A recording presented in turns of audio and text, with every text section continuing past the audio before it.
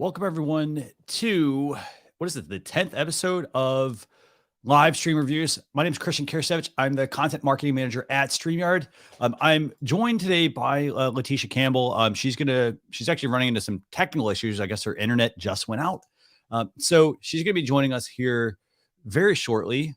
But I want to welcome you to Live Stream Reviews. Remember, this is basically, it's your chance to ask us questions, to get help with any of your live streaming issues or challenges. This could be, for example, maybe you have a mic you're looking into, or you get certain noise like in a certain situation, or you want to name your show, you want to figure out the right kind of name.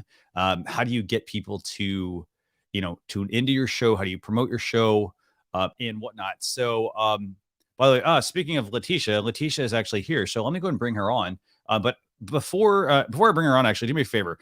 Just do us a favor. Tell us where you are tuning in from. And also tell us, just tell us where you're tuning in from. So I'm going to go and bring on Leticia. Great to have you. Hey, Christian, can you hear me? I can, yes. You're using a different mic today, I think, right? Yeah, yes, I'm using my regular mic. You're funny, Christian. Okay, no worries. How are you? I'm good. How are great. You? Crazy morning, but I'm here. Hi, guys. Hello, everyone. So, I know I was telling everybody, you had some internet issues. They literally just happened right before the show. But it's so great to see everybody tuning in from North Carolina. We got people tuning in from California. We got Georgia. Well, sorry, Las Vegas. I was about to click the Georgia one. We got Georgia. We got so many people tuning in. Wow. We've got South Africa, Cape Town, fantastic. Wow. Raleigh, Seattle. Wow. We've got British Columbia here as well, I think. Vancouver. Yeah, Vancouver, British Columbia. We've got Oregon. We got the Philippines. Everywhere. We got Cleveland.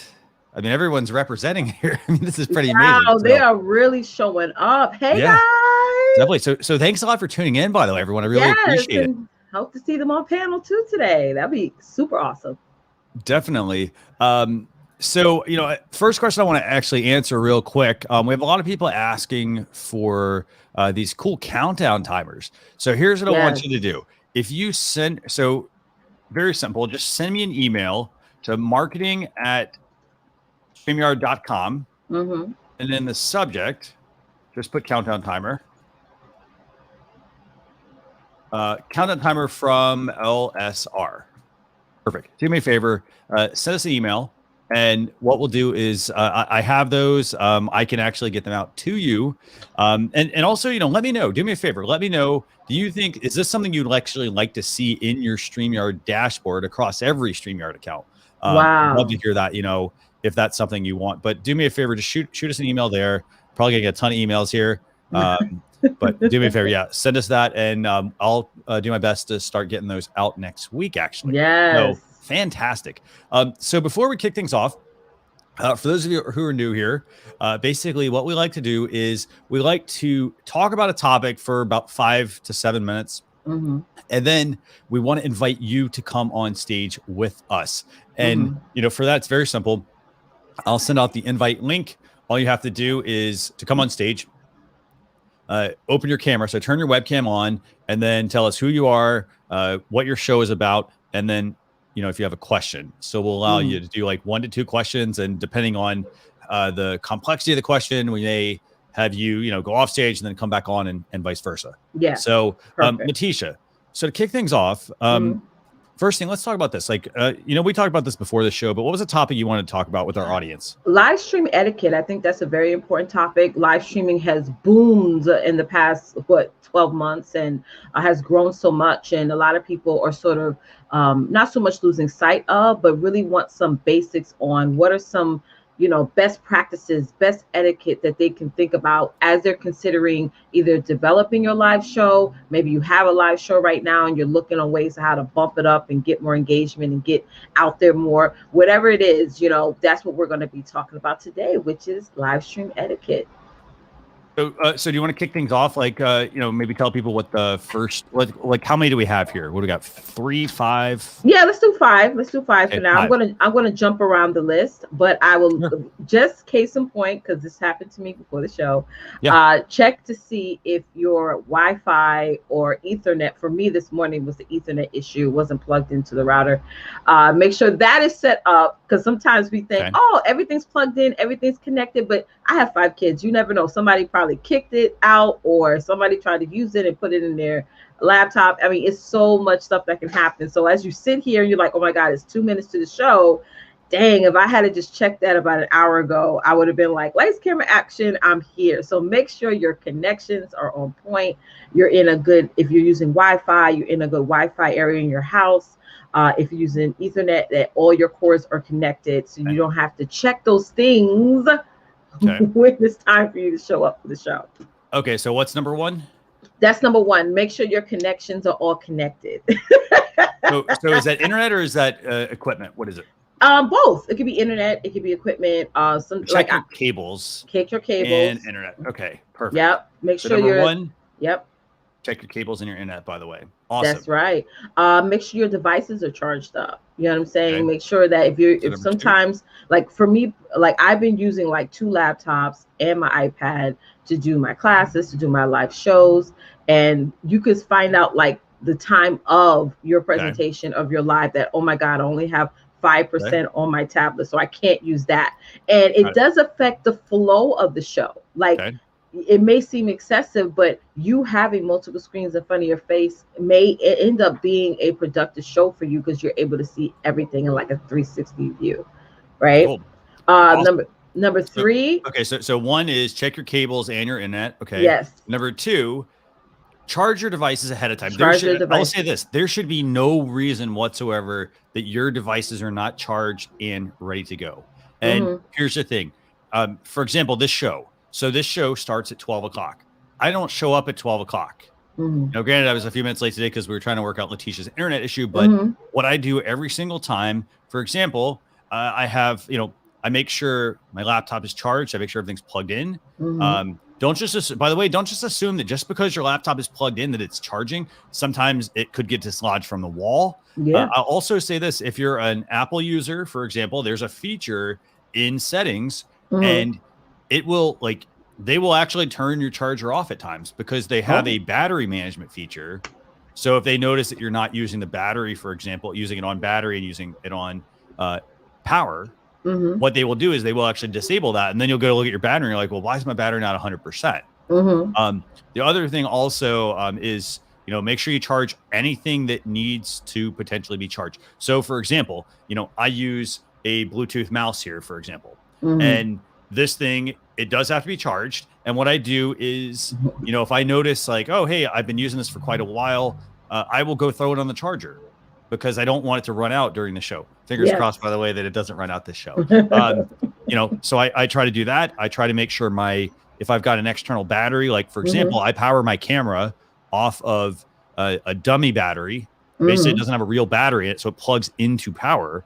I always have to plug that in every show. So I go plug it in, I turn the camera on, all that sort of stuff. And so I make sure that battery is charged, even though the battery, for example, the battery I plug into is actually it can last for you can charge a phone like 6 or 7 times. The only thing is though, I don't want to run out during the show. So what I do is I charge it. If I notice I've been doing a lot of streaming, I go charge it. Okay. So that's number 2. What's number 3? Number 3 is, we got to talk about this thing. If you are going live, it's a live show. So you got to engage with your audience. Yep. And sometimes people are afraid to do that. Is you got to if you see somebody on your live, you got to call their name out. You got to say, hey, thank you so much for coming on the show. Christian, you did something that's definitely great live stream etiquette by you asking everybody, where are they tuning in from? Not just to get an idea of where your audience is expanding, right? It's also to get them to participate and engage. So if you go live consistently, let's say you start going live today, you're starting to do a live show every week. Eventually, faster than you think, you're going to get your fans coming on all the time. You're going to start to see 2 or 3 names, common names that you see all the time. So you want to call them out and recognize that they are patrons of your show. I do that all the time, and it keeps them coming back. So I get kind of frustrated when, despite it, if it's a pre-recorded show, but it's actually a live show, and I notice that the person is not even talking to the audience that's showing up. It's like somebody's coming to your house and you're ignoring them, right? They're like, hey, hello, how you doing? Oh my God, you're amazing. They're sharing your stuff. It's like you have to ask them to share. You have to ask them to invite, tag, whatever you do to get them to share out your content, but also show that appreciation of the fact of communicating with the people in the comments, answering their questions, talking back to their comments. Those things are very much so important because it shows your audience that you're listening to them as they listen to you. So that part is very important, especially if you want to build that live stream audiences with consistent people who are showing up to your shows every day or every week. Definitely. No, great point. Okay, so like what's number 4, by the way? Number 4, prepare those offline graphics, right? Prepare your graphics offline, I mean. So everybody's more visual now, right? Because live streaming has exploded in the past 12 months, as I mentioned before.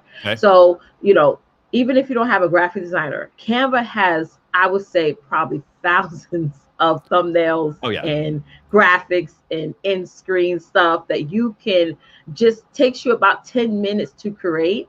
And yes, some of us are not designers. We're not, that's not our zone of genius. Genius is design. And that's why using certain things like Canva, I know, Christian, you probably have some suggestions as well, to sort of just make something simple. And then when you start to create more revenue, whether you're doing this for a business or as an affiliation, then you can start to make bigger investments in having somebody actually go and create a brand design for you. But that'd be awesome for you to do that too eventually, because people start to see your growth from going to having a simple aesthetic for your live design, and now you have like full on amazing design that's so congruent with your brand. So that is important because, guys, listen, your audience is visual. You want them, as they scroll through your social media timeline, you want them to pause on your content. So you have to have colors and designs and graphics that catches their eye, okay? Because it is judge a book by its cover.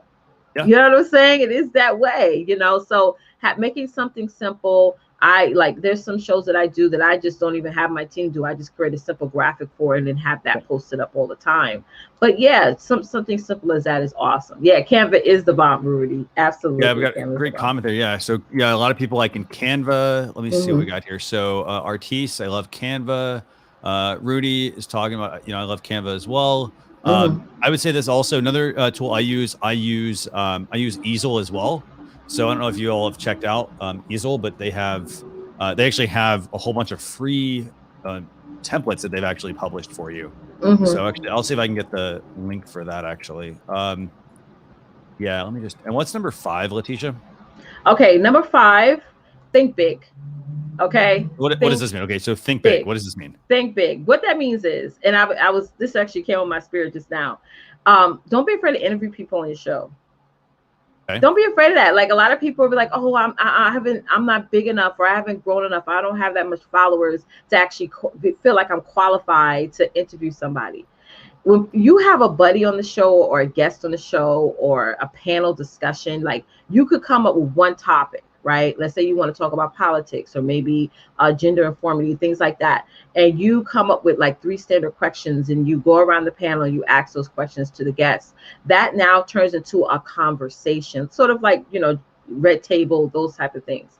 So, interviews, I love those type of shows. Actually, if you look up on Google, those shows are actually growing when people, or the audience, likes to actually see guests come on the show. You feature people on your show, and StreamYard does it all the time with the spotlight and all that stuff. So having a guest, you're never too new or too advanced to have somebody actually come on your show and actually be a guest. It's fun, it's creative, and you're bringing somebody on your platform, or you're joining theirs, and you're adding more value to it.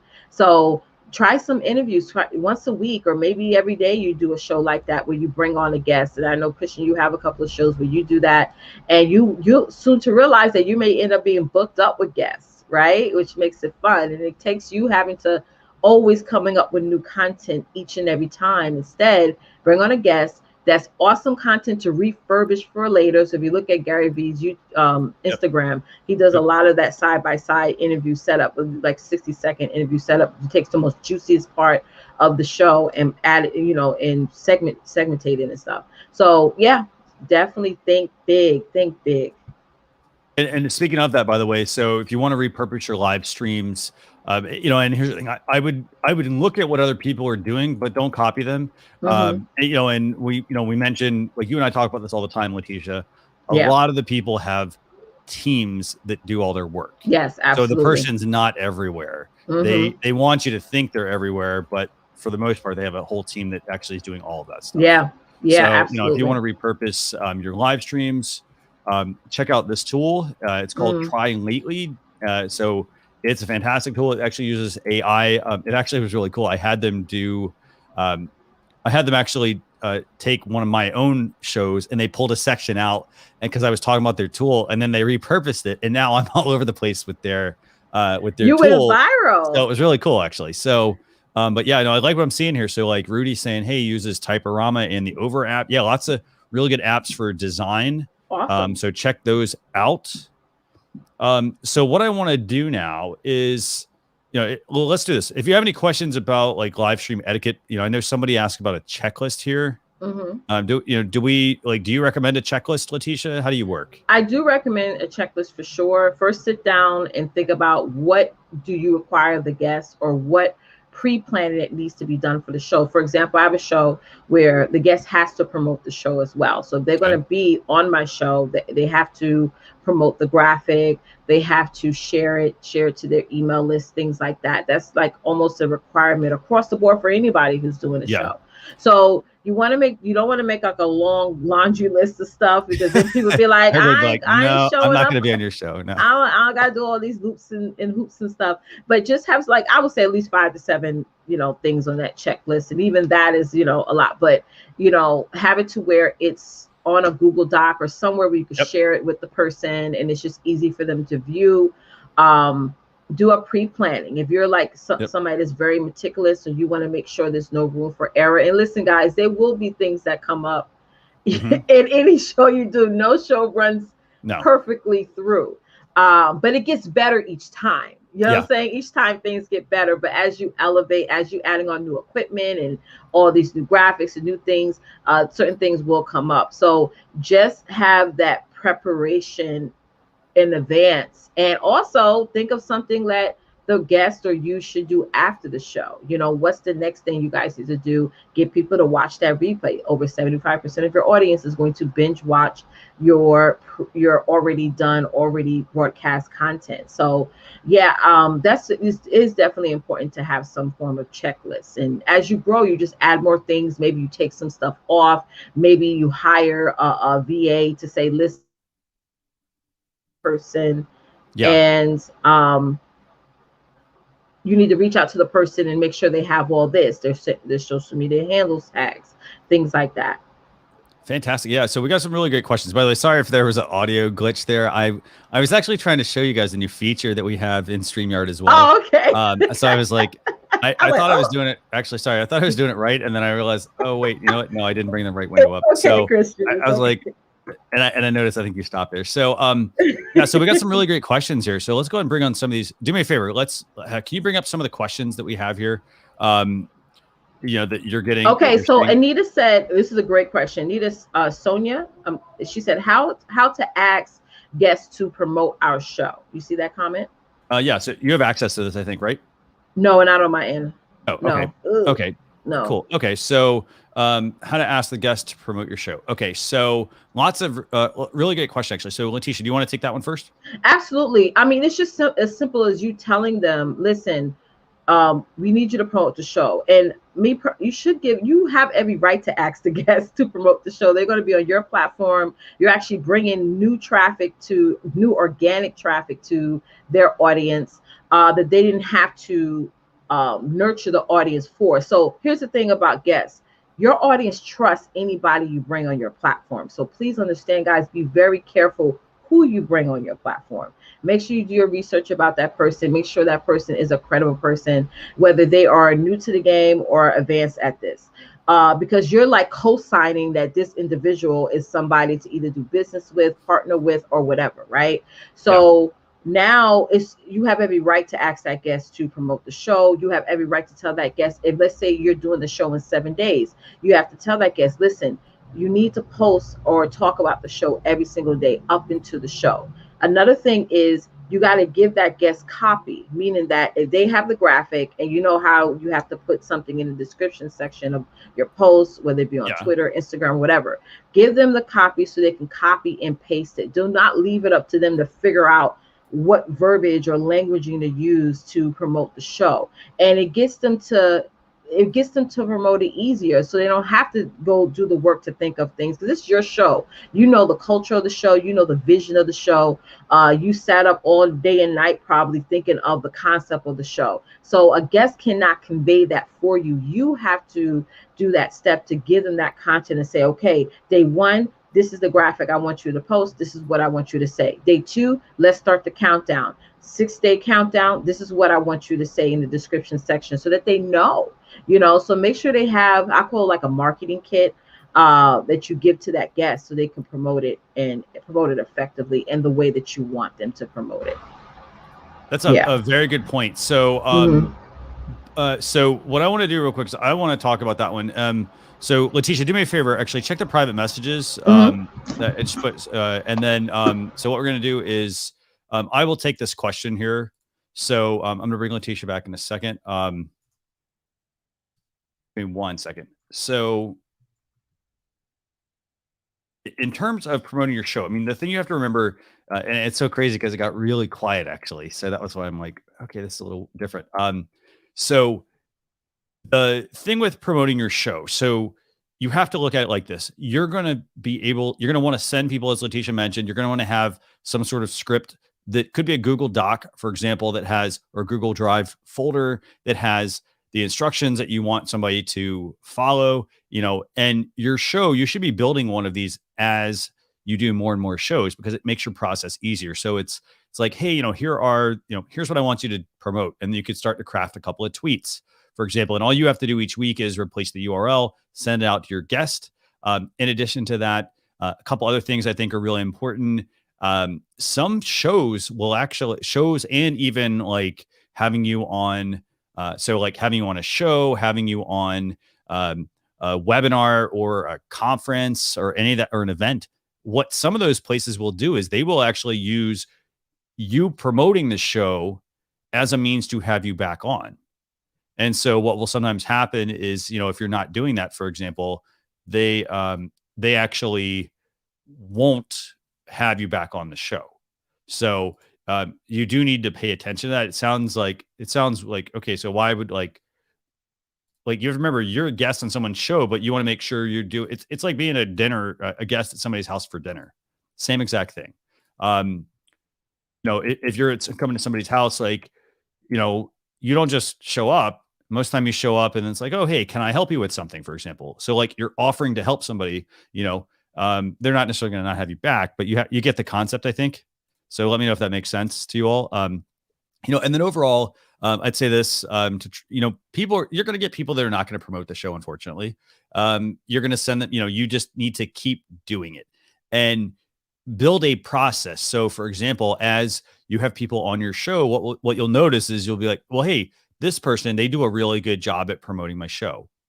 So, hey, let's actually have them back because they seem like they're vested. However, if someone else, you invite them on, doesn't matter how good of a guest they are, if they're not promoting your show, why do you like, they're benefiting from your show. You're not benefiting at all from having them on your show. Does that make sense? So keep that in mind. So I'm gonna go and bring Leticia back on. Leticia, thanks a lot for joining me again.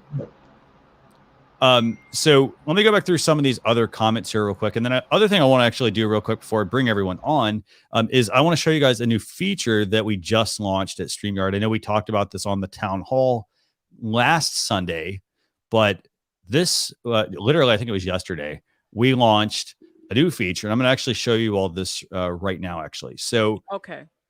by the way, your mic sounds fantastic. I mean, you did some sort of change. It sounds great. Oh, thank you. It's like super quiet. Like I was like, oh, so here's the new feature. So I'm going to go and demo this for you all. This new feature is the ability to record individual audio tracks. So the way it works, it's very simple. So if you go into settings, so you create your StreamYard broadcast, and then so now I'm in a broadcast, as you can see. And then I go to my settings menu here, and you're going to see this option says record a separate audio file for each guest. And this is in beta. And all you have to do is check this box once. And every time you do a live stream, if you have a StreamYard Pro account, by the way, this will give you the ability to download both your audio tracks as individual tracks. So I'll give you an example. So for example, like right now, we have Leticia and we have myself on here. So if after the show, I'd be able to click the download option and download the video, the full audio, or the individual tracks. And that would give me my audio and Leticia's audio. Now, here's the other thing. As we have guests on, they're now going to become individual tracks so that we will have the ability to repurpose that into things. Like, for example, if you wanted to turn your live stream into a podcast, let's say there happened to be some dead silence at some point, or maybe there was a point where like somebody's mic stopped working, you could easily trim that out without having to mess up your entire broadcast. So this is if you want to repurpose this. So there's a new features for StreamYard Pro users. So definitely something worth checking out. I don't know if you all have, I know we've got a lot of people that have been asking for this. So very simple. I'm going to just walk through real quick again how you do this. So I'm going to go all the way back to my StreamYard dashboard. So I'm in a StreamYard dashboard here. Let's say it's this testing broadcast. So I'm going to go into the broadcast. I'm going to now go over to the right-hand side here. So I'm going to enter this without my mic on. No big deal. I'm going to go over here to settings. And then I'm going to click on record a separate audio. It's already checked. I'm going to check it. So check it. Very simple. And then now that will, when it's finished, if I have multiple people on, let's say even I share a video. So let's say I use the new share feature here at the bottom. When I share a video, that will also be showing as a separate audio track as well. So if you got audio there, and then you'll be able to get all of those files as separate tracks. So that's a new feature.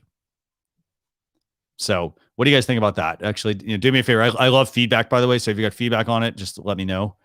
Yes, we have a question here from Rosalind. Sure. Yeah.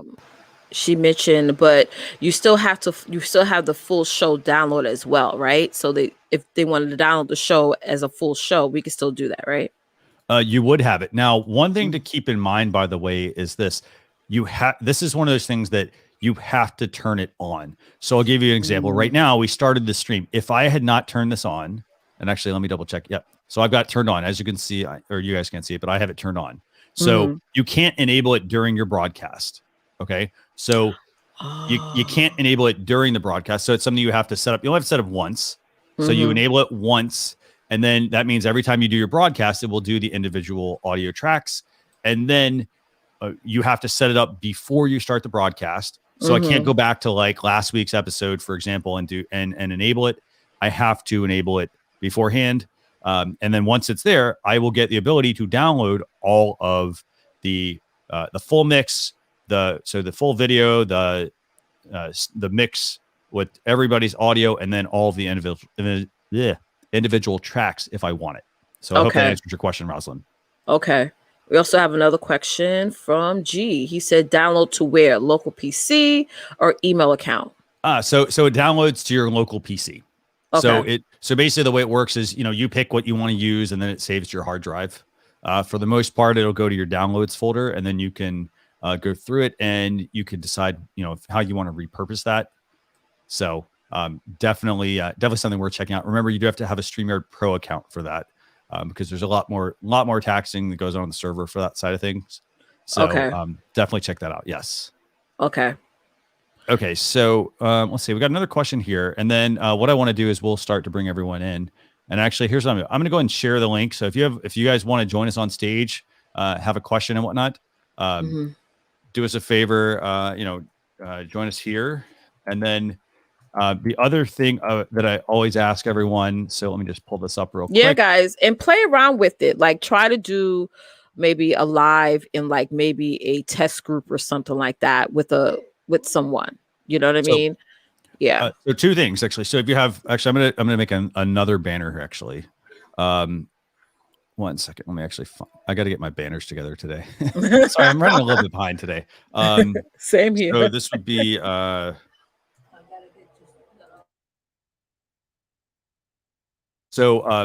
got a couple of things here for you. So I'm just going to put these in the. I'm just going to put them in the chat. So basically, the first one is if you have a question, use hashtag ask. And if we haven't answered your question, just put it in and then it'll go to the bottom and then we'll get to it. So first thing is hashtag ask. Second thing is if you have a feature request, put in hashtag feature in your comment, preferably all at the beginning, by the way, that really helps. Then I'm actually making notes while we're actually talking about all this stuff. So if you have feature requests, I'll put them in. And then the other thing I wanted to mention was, again, if you want the countdown timers, just email marketing@streamyard.com. And then the subject would be, let me just put this up real quick, would be countdown timers from LSR. Mm-hmm. Very simple. Okay. Yeah, someone's asking, do they so it is confirmed that you have to have a pro account in order to use this feature. A couple of people are asking that. Yep, it's a pro account. Yes, it's a pro account feature. Mm-hmm. Okay, so and by the way, Gabriel, I'll bring you here in a second. But let me just go through some of these questions we have here. Yeah, I'm excited about this feature. I'm gonna play around with it and definitely, because this has been asked. Like, I attend all the town halls, and every town hall, yeah, so people are asking about this feature. So I know people are going to be using it, and I'm excited to see you guys use it and see what you guys do with the tracks. You know, that's also interesting to hear for y'all to come on panel and say what you would do with these tracks. Can you just say, yeah, go ahead. Go ahead. What were you gonna say? No, I was reading a comment. Go ahead. I was gonna say, if you have questions about the individual audio tracks, we have a knowledge base article. I'm gonna put a link to that in the comments. In addition to that, you also can reach out to streamyard.com/contact and chat with our support team if you have specific questions. Wow, this is crazy. We got a whole bunch of people. Yeah, they're flooding in. I see Martin, I see Gabriel, I see Rudy. Okay, so let me do this. Yes. Okay, so we're gonna take care of that. Wow, we got Mario. Wow, awesome. So remember, by the way, do me a favor, David and Text Queen Tanya, if y'all want to come on, do me a favor. We ask that you turn on your camera, please. Definitely do that. Yeah. So let me just go through some of these real quick, and then we're gonna bring you guys in. Okay, so yes. Okay, so Rudy, great question. Would love to have an option to have a separate room. We can talk or disable background speakers to hear what I may be talking to. Good request, actually. So let me make a note of that. Leticia, feel free to manage the comments while I'm doing this. Mm-hmm. Absolutely. Okay, so I've got Rudy's. So go ahead. Tanya asks, and she's probably. Yeah, Tanya asks, what software do you use to edit your live stream prior to uploading to YouTube? Can you clarify on that? I'm going to let you take that question. I do not edit my live streams before I put them on YouTube. I put them up exactly. Me either. I don't either. No, I don't do that either. Yeah, she's going to be on the panel. I see her name on the bottom there. The process. Yes. Let me just go back. So Rudy, got your question, got your comment. Let me pull up Mario's here. Mario wants to know what can I use to build a website? Lots of options there. Wow, that's a tough one because there's so many options. I'd start with budget. I think budget's the first one. Yep. And you got to think of the goal. You got to think of a goal. So you should do, I call it mapping. So you should just map out like, okay, someone goes to your website. Where do you want them to go to? What's the first experience that you want them to have? And then if you're going to have a website that has multiple pages, maybe thinking of maybe doing a funnel versus a website first to start to build traffic. And then when you launch your website, now you have traffic that you're able to send out emails to or messages to for them to go to your website. So that way you could boost up your viewability on your site. So think about the goal. because yes, we all know, having a website is like what they call it, online real estate. But you just don't want to have a website and a website just be dead and it's not a functional website. So you got to think of a goal. Are you selling products? Are you selling courses? Are you doing services? Yeah. What is it what's the purpose of the site? And then what's the goal? And then what's the call to action that you want every single person to take before they go, once they land on your website. So, and you got to promote your website too. That's sometimes we miss that. We think, once we start a site, people are going to start beating down the doors and coming to the site. That's not true. You may be the 2,726th site link on Google on that page. So sometimes people never land on it, even if they're looking up a particular keyword topic that you are affiliated in. So you got to promote your website. You got to have a goal in mind for it. It has to be functional. Yeah. Budget is important. People going to, I remember when somebody approached me about a site and I paid all this money and I'm like, oh my God, I wish I didn't do that, because now if I want things edited and, sometimes you can't, get the featured or edit it the way you want it to. So get educated. Do you want WordPress? Like, educate yourself first. Educate yourself first on that. So Mario, I'll chat with you offline on that. I mean, because I know you probably have a bunch of questions on it. So we'll chat offline about your website. One other thing I want to add about, I want to flip that question around. Go right ahead. Ask the question, should I have a website for my live stream? And my answer would be yes. You should build a website for your live stream, and it doesn't have to be complicated. It could just be all of your episodes, and your episode could, and the reason I'd say this is because you're going to have people that are going to go to Google and they may not be looking for a video. They may want an article versus, someone goes to YouTube and they're looking specifically for videos. So you got two different places. It's also a great way for you to collect email addresses. So like, it's a way for you to promote your show. So like every article that I do, for example, for my own show, I have a corresponding blog post that goes out and it has the written article and it has the video. Now, here's the thing. If somebody watches the video in the article, I get credit over on YouTube. So it's a big benefit. And then the other thing is you can collect email addresses. You can use it. You can use that as your thing that you share on social, for example. You can take an article and there could be, 5 different tweets that get created off of the article or something like that. So that is a great point, Christian. That's a great point, because think of this. Our content after a while gets lost in our newsfeed. It does. You could do a great show where you'll have a huge turnout, thousands of views, and then people forget about it. But you're putting your content now on demand by you creating a site for your show. I love that idea, Christian.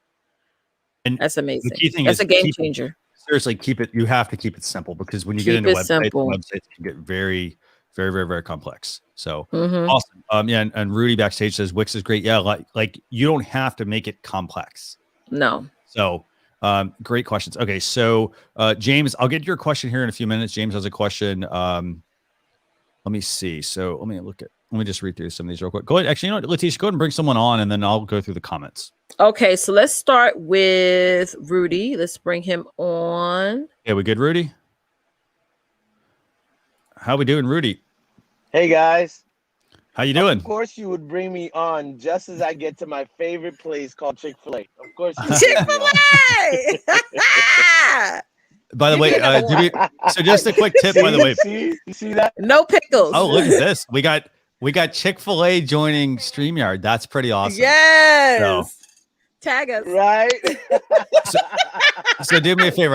I hope you're not driving and talking to us. So I'm in line now, so I'm not he's driving. At the drive-through. Okay, cool. So we'll make this quick. Okay, so this is Rudy LaRose. What's your show about? What's your question? So my show is unique in the sense that it is in a closed group on Facebook.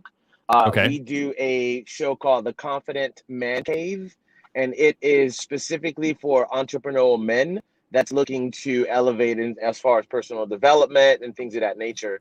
We've been doing it for about a year. We've been using StreamYard for about a year and a half. I love StreamYard.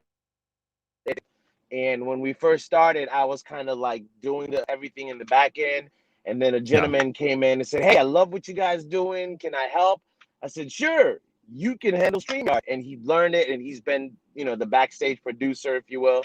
My question is, the only issue that we're running into is because he's running it now from the backstage, and when we do the post that we're going to go live on Tuesday nights at 7, it shows that his name is going live. And then when we are live, it's saying that his name is actually going live instead of the group itself. And I understand that might be a Facebook issue, but I'm trying to figure out if there's any way around that. So yeah, that's a Facebook issue. It's something that we are aware of, and we're working to figure out if there's a workaround or a way to fix it. Basically, it's the account that's connected that's being displayed. Right. So we're working on that. So, but it is. So that's a really good question, though.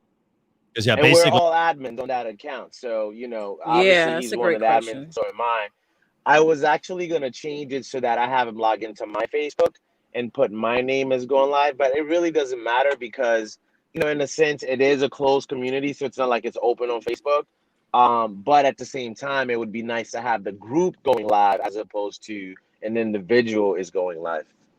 Definitely, yeah. So I'll make a note here right now, and then that way we can we'll see if we can get it worked on and figure out a way to fix that. And then one last thing.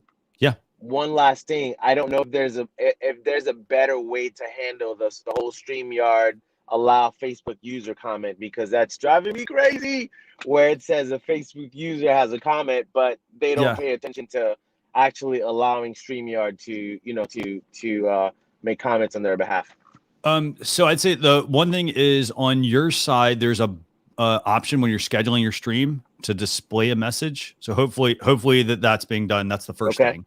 And then on the other side of that, it's gonna just be, just to encourage people to do it. I was on you probably have seen her, Coach Love. She was here on the show. She had me on one of her shows this week, and we had somebody with the same thing. And it was just, we had to tell them what to do. What I would do if it were me, I would actually create maybe a short video and post that to your group or your community ahead of time. Like, hey guys, we're going to be going live. Just remember, if you want to be, have your comments show, you need to go here and click this link. Right. So, and then show them maybe how to do it, and then do your live stream. Does that make sense?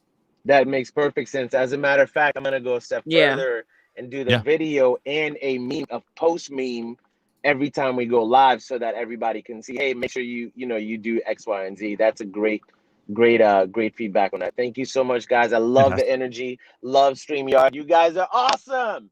Thank you very much, and have a safe drive home and enjoy your Chick-fil-A. live from Chick-fil-A. Yes, I'm getting hungry now. Thank you, Rudy. Thank you, Rudy. You're welcome. Bye. Have a great one. You too. Bye. I love Chick-fil-A. Very cool. Yes, definitely. So here's what we're gonna do. Let's go through a couple of these questions, and then let's get in. Let's bring up, I think, David Maxwell here. Tax Queen Toya, by the way, do us a favor. If you want to come on, you got to turn the camera on, please. That's the one thing that we ask, just so we can see our audience. Okay, so James has a question, and this may be James. We're going to answer your question later on. So do me a favor, put hashtag ask, and if you re-ask that, I'll cover it. Ooh. Which one? I'm sorry. No, go ahead. Take whichever one you want. Sean had a good question, and I'm actually, can I bring it up? Let me just bring it up here. Yeah, sure. I'm actually interested to know this as well, since we were talking about sites and stuff. Can you bring the stream on a site? Isn't there a RTMP feature that you can do that with, or no? So you could, I would embed the stream on my website. Like if I'm doing YouTube, for example, and it really depends on the situation. So if you're going to be live streaming and you want to put it behind like a paywall or something like that, a lot of people use unlisted videos. I think it's unlisted. They use different type of video. They don't use a public video if it's going behind a paywall, for example. Because again, they don't want like everyone to be able to get access to it, so they might do that. There are also ways you can set up, like they get to be pretty costly. You can set up your own server basically to stream to, but the thing is, like, gets into the cost. So I hope that helps. If you have any other questions on that, let me know. Feel free to clarify. I mean, most people, they use the embed feature from the platform they're streaming to, and then on their website they just, in the HTML, they just paste the code that's there.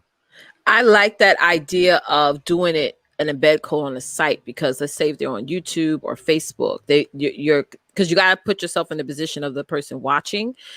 They may be distracted by all the other suggested videos on the side of their screen or under the video. So it's a great way to get them to pay attention to your show. I like that idea. I'm going to test that out, actually. So I'm going to take one more question real quick, and then we're going to bring in David here. So let me find the question I had.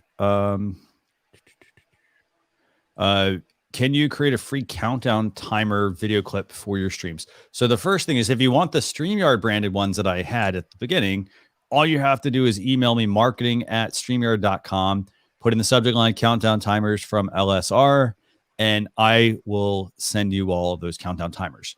So if you want a free countdown timer outside of that, you can check out Canva has them. You could also go on Google and you can check out like I think it's Pixabay and some of those other sites like that. You can search for free countdown timers there. Some of them do require like attribution if you're going to use them. So you can't just, again, just because it's on the internet, you can't just use it. So that would be what I would use there. I mean, personally though, I like the StreamYard ones. I had a hand in working on having those made. So, so I really like them.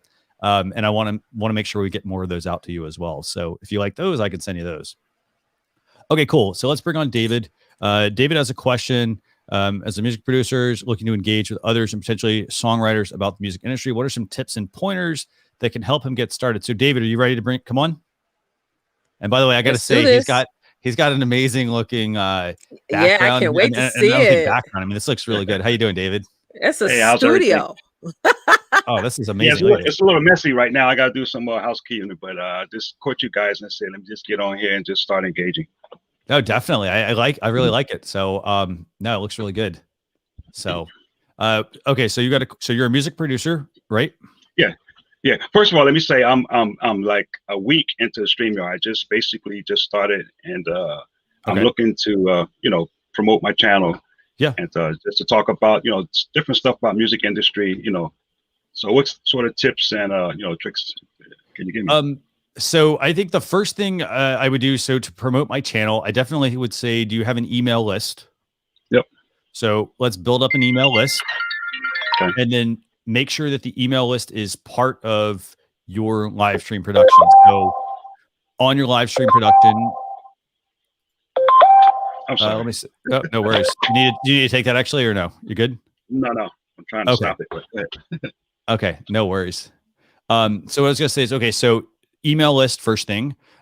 Next thing would be make sure it becomes part of your show. So for example, you could use in StreamYard, there's the banner section off to the side. You may want to put a banner there that you bring up at a couple of points throughout the show, maybe the beginning, maybe in the middle, maybe at the end as well.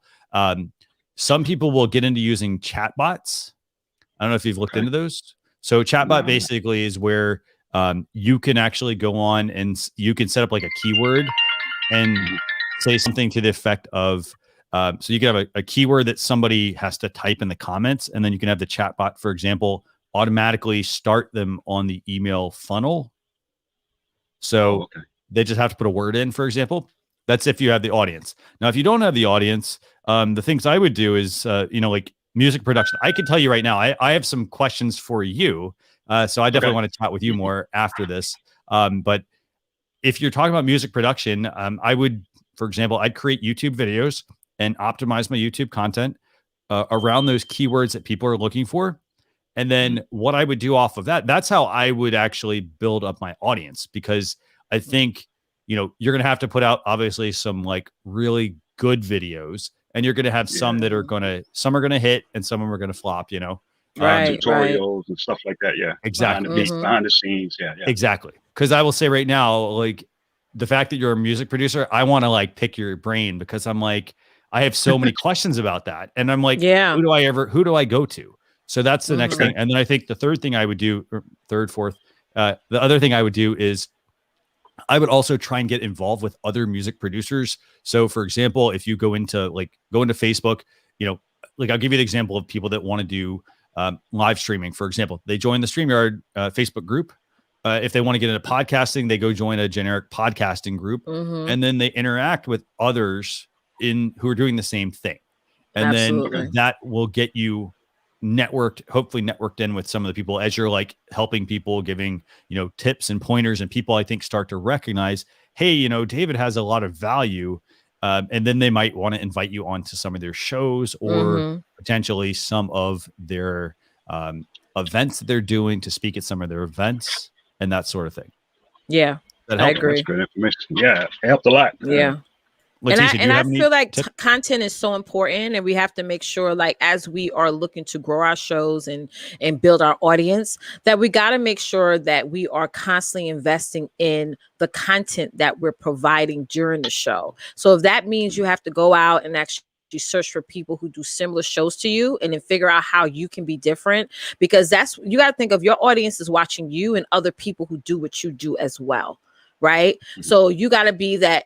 You got to always ask myself, how can I be that needle in a haystack? How can I do things differently? So there's certain things I do on my show that's like live, loud, and in color that a lot of people who do shows like mine don't do. So I do push the envelope. I do like get off the regular aesthetics of my particular industry. That way people can see that more of that transparency side of what I do versus the whole dialogue. So it's like you have to make sure that you're constantly looking, like once a week, go and type in the keywords that's in reference to your industry and see what other people are doing out there that do similar shows as you. And just like Christian mentioned, it's not you copying them, it's you figuring out how you can be different. Major networks do this all the time. Fox, CBS, NBC do this all the time, where they go out and see what other networks are doing, and they're figuring out, having big production meetings on how they can be the Fox, the number one channel, the NBC, the CBC at the top. So definitely can always consider that content is king. Is why people show up, is why people keep coming back, and it keeps your shows alive. It definitely does. So that's the content is important. and by the way, I have we got some really good comments for you here. Let me actually make sure I pull these up. So Kimberly says, wow, music, hooray. So let me see. So Rosalind, she wants to, I think this is mine. I'm not sure if this is mine or not, but she was actually saying, like, she does a show where she does like a happy hour. She said she could actually get you connected with some people. Oh, so let me find that one actually. Awesome. So Rosalind had something. What else is in here? Someone else said something about Track Tuesday, actually. Let me find that. Here we go. BS, let me see. Sorry, I lost the comment. Somebody, Rudy? Track Tuesdays and create a track live, for example, like basically live streaming how to create a track from scratch. Yeah. It's funny you said that. I did that one time a while ago, and it started getting momentum, but I have to learn and being consistent with it. That's the thing, So I'm in the process of moving some things around and get my time scheduled together where I can start being consistent with that, so people can anticipate, okay, next week I'm looking forward to it. Those that are interested in the type of content and music that I create. Fantastic. Yeah, and there's some really good comments here. Let me find the other one actually. Rudy also says you could do a collab show. Another thing to do. Mm-hmm. Yeah. That one was actually another one. A couple buddy of mine wanted to do as well. So that's make it like a versus. Make it like a versus. You know how on Instagram the versus is like big. Do something like that. That'd be fun. And here's Rosalind's comment actually. And then the other thing I was going to say, for example, one of the questions that often comes up, people want music for their live streams. So this could, I'm not saying like you do, I'm not saying do it for free. I'm saying, that you could get your name out there, for example, like by producing an original track for somebody's live stream. And then, maybe as a stipulation, could be like, hey, make sure, that you get promoted during their live stream. Does that make sense? Okay. That makes a lot of sense. Do like cross promotion. Exactly. Yeah. Is it okay if I put my email in the chat? Yeah. Yeah. That's fine. Yeah. I'm fine with it. If you're fine with everyone who's in the private chat seeing it, but yeah. Okay. Yeah. So awesome. Yes. Cool. Very cool. Any other questions? Not at the moment. Cool. Very cool. So I know you said you just started using StreamYard. two quick points for you. The first one is we do a town hall every single Sunday at 9 p.m. Eastern Standard Time or 6 p.m. Pacific. So Gage and Dan, the co-founders of StreamYard, they basically go on and they talk about not only what's new, but they want to hear from our customers as well. So go and check that out. And then we also have a webinar as well. If you have certain questions about things, feel free to join that. And then we also have the Facebook group I mentioned as well. So awesome. This is really cool, man. So thanks for using StreamYard. And I hope these suggestions help you. And again, if you have additional questions, just feel free to reach out. So I appreciate you guys. Anytime. All right. Stay blessed and be safe. You too. Bye. You too. Thank you for hopping on. All right. Fantastic, man. We've got a lot of really great comments and questions. By the way, David, thanks a lot for joining us. Seriously, I'm gonna totally pick his brain because I've got some questions. We might even David, we might even see you on another StreamYard live show if things go right. So that's right. Awesome. Okay, so let's do this. Let's go back through a couple more of these questions. So I got a question, and by the way, do me a favor. Let's do this.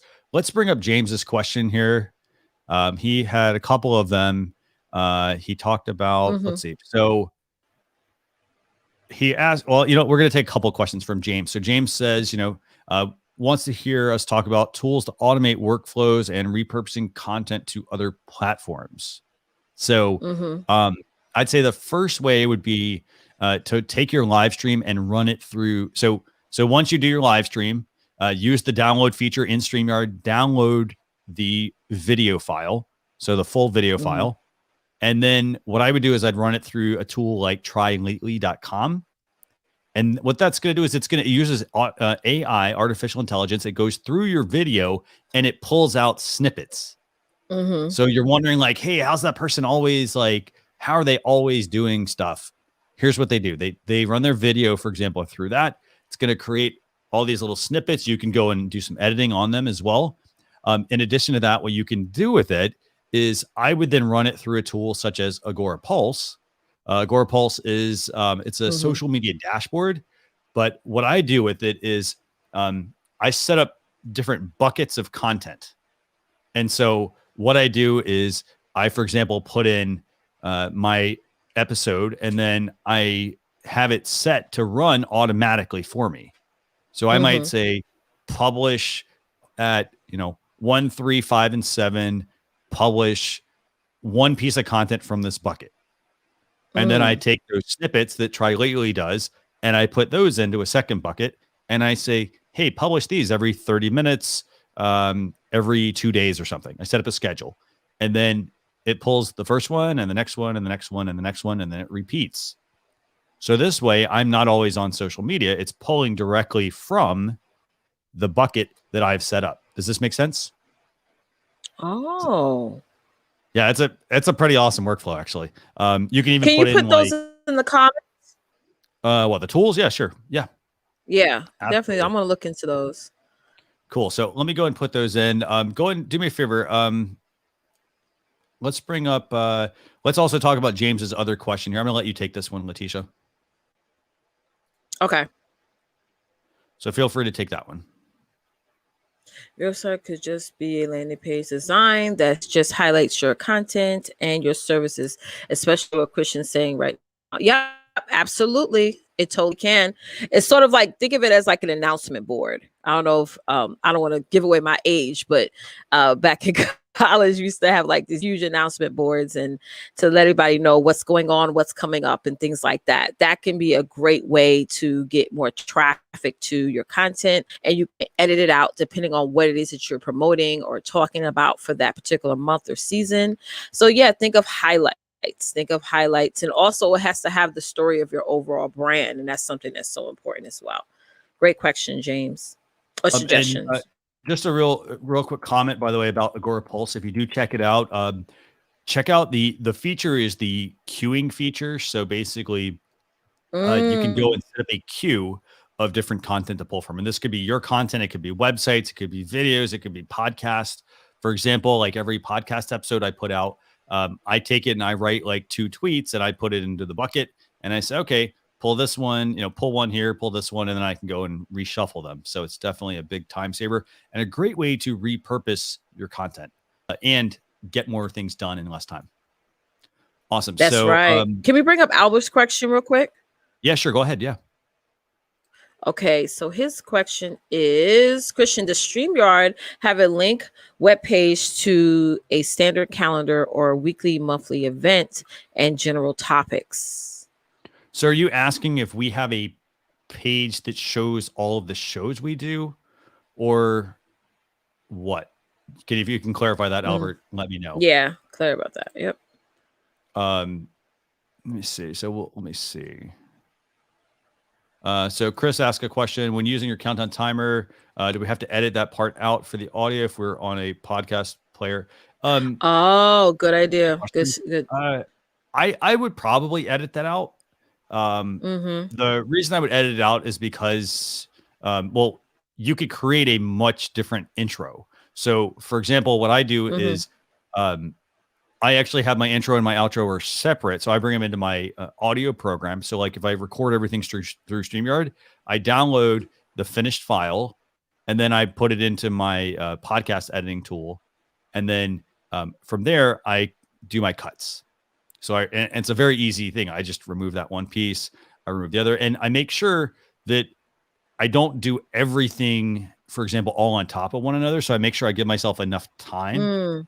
So I might start the countdown timer for like 60 seconds, and then I give it, a beat at the beginning to where then I start speaking. So I know, okay, I don't have to like try to align that. I can just cut that one little piece out. Yeah. And it would go nicely. Yeah. So I would recommend doing that on the podcast because, it's you can leave it in there, but I mean, really, it's not hard to remove. Yeah, and you got to think of the listener. If I'm listening to a 1 minute intro, I may end up coming off the podcast or off whatever video that you cut up. So that does make a lot of sense. And it goes to show, guys, you got to, position your content for things that you can pull and use for later on, whether you want to put that file on a podcast or someplace else. Like, think of it as I'm making content for the people who are going to listen or watch in the future. Think of it like that. Great, yeah. Rudy said I'm about 20. Yeah. Rudy said I'm 24. Thank you. That was sweet. Okay, let's see. So are there any other questions before we bring on Tax Queen Tanya here? Yes. You see Rosalind's question? I'm trying go ahead, bring to understand. No, bring it up. Bring it up. Yes, let's bring her up. I'm trying to understand if should use Facebook schedule events or not. Okay, so with the scheduling very mindset. Good question. Good question. Okay, so the answer to that would be it will not interfere. It can help your live stream. I won't say that like it does, but basically what happens is you could use the Facebook events. So basically you create your stream on StreamYard. Let's say you're going to stream out to Facebook and YouTube. So it creates on Facebook, basically creates a post on Facebook. Now, what you can do is you can create an event and then you can actually add your show into the event. So the benefit there is that the event actually can help enhance your Facebook. It can enhance your show a little bit. And here's the reason why. So if somebody were to just to make a post, they push out their post out to their Facebook page. That's great. But you have to remember they're also playing against the Facebook algorithm. And so the Facebook algorithm is going to potentially affect that. It's going to mean people aren't going to see it. Yeah. So what ends up happening there is when you go ahead and do that, what will end up happening is people may not see it. So when you do the event and then I say, hey, I'm going, then all my network is potentially going to see that I'm doing that as well. So that's a huge benefit for you if you use that feature. It's an extra step, but yeah. What do you want to add, Leticia? I schedule events for all of my shows. I do, because you got to think it, like you mentioned, Christian, it's like we are fighting against the algorithms here. So it's almost like you're about to do a party. Like when I had my wedding, we did a save a date. So you got to think of it like that. Okay. You're getting your audience prepared to show up to some place. So it's like you giving that event is giving that extra reminder, like, hey, you need to be here, and here's why, and here's what you're going to learn, and here's what you're going to walk away with after you see this. So even for this show, I have 4 Facebook groups that I manage, and I scheduled this the event for this show in all those groups, and had my audience go to the YouTube page that is, you know, being on for this show. So yeah, schedule events. It's not going to hurt. That's what I'm trying to say. It's not going to hurt to do that. No, definitely no. Mm-hmm. Okay, so let's do one more question, and then we're gonna, you know, let's do this actually. Let's go bring up Tax Queen Tanya. Tax Queen Tanya, you ready? Okay, so I want to thank you for A, being patient, and then B, thanks for coming on screen with us. How we doing, Tax Queen Tanya? We're good. Can you guys hear me? We can, Loud yes. and clear.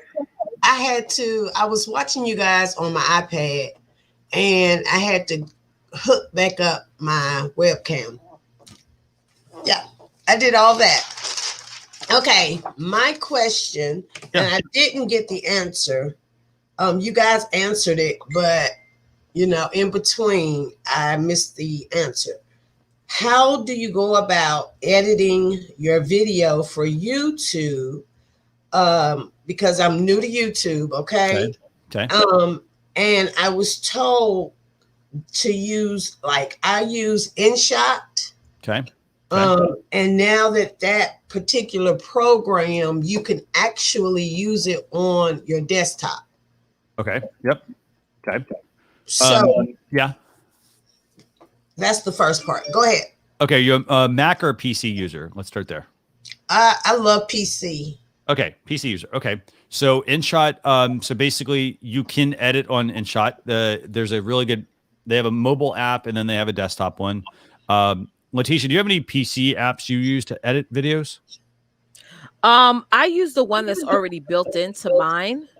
And it's simple editing that I do for mine. So I don't know the name of it though, but it is built already into the computer. Okay. So when I purchased this laptop, it came with it. That's what I'm trying to say. Video editor. Okay. I would throw out HitFilm Express actually.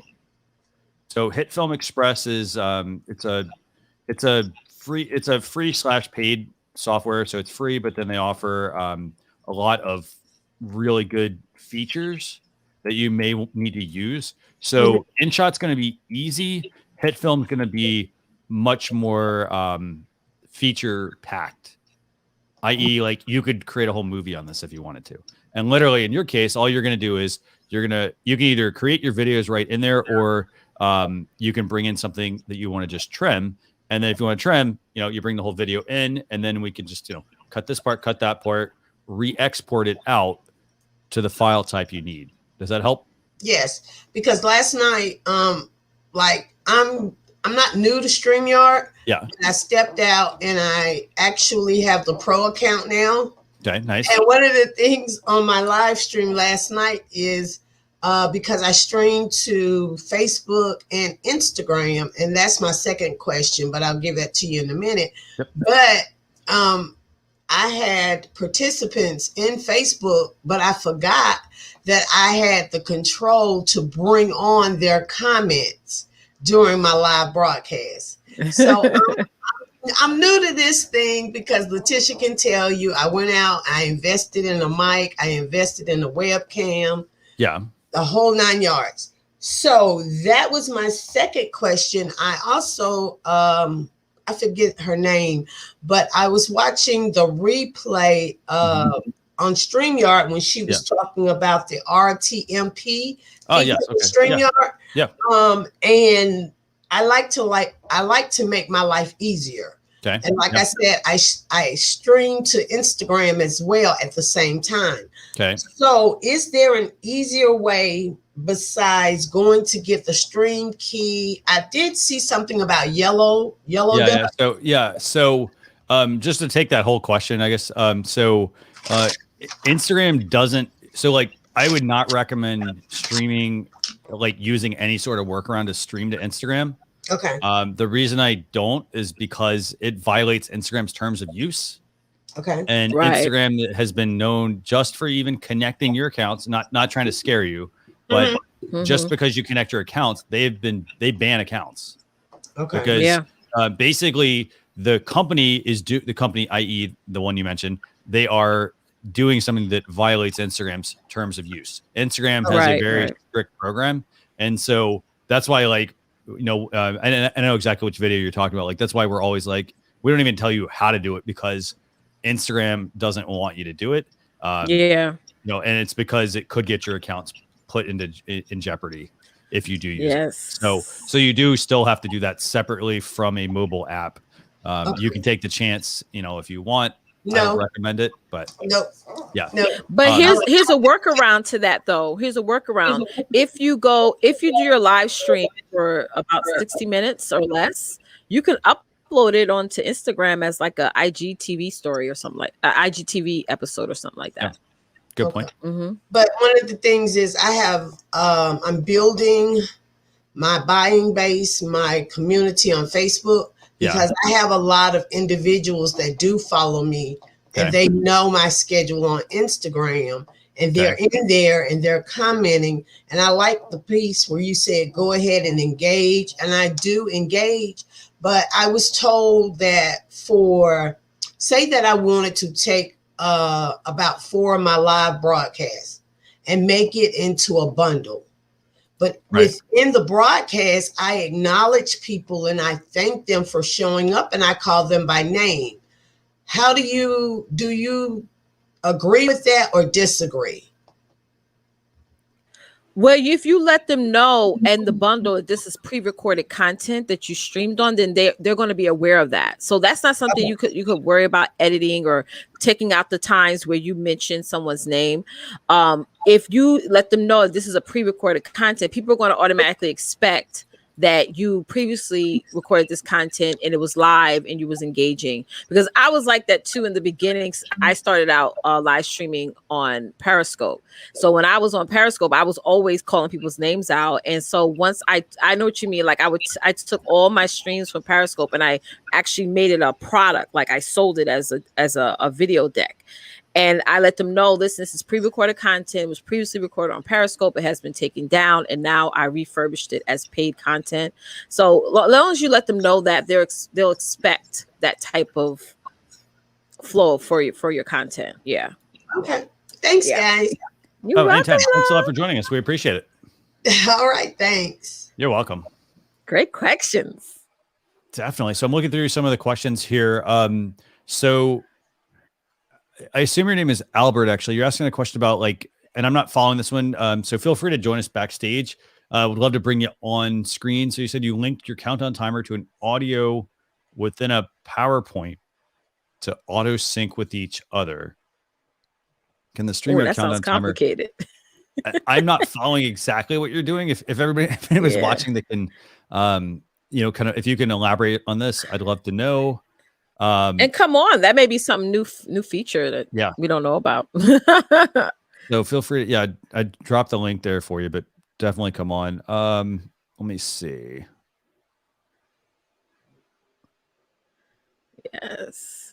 So let's see what else we got here. Come on down. Giovanni has a question here, and we'll get to Patrick's question as well. So actually, and Angie. Okay, so Giovanni asks, I went out for a while. Did they talk about it? Can we play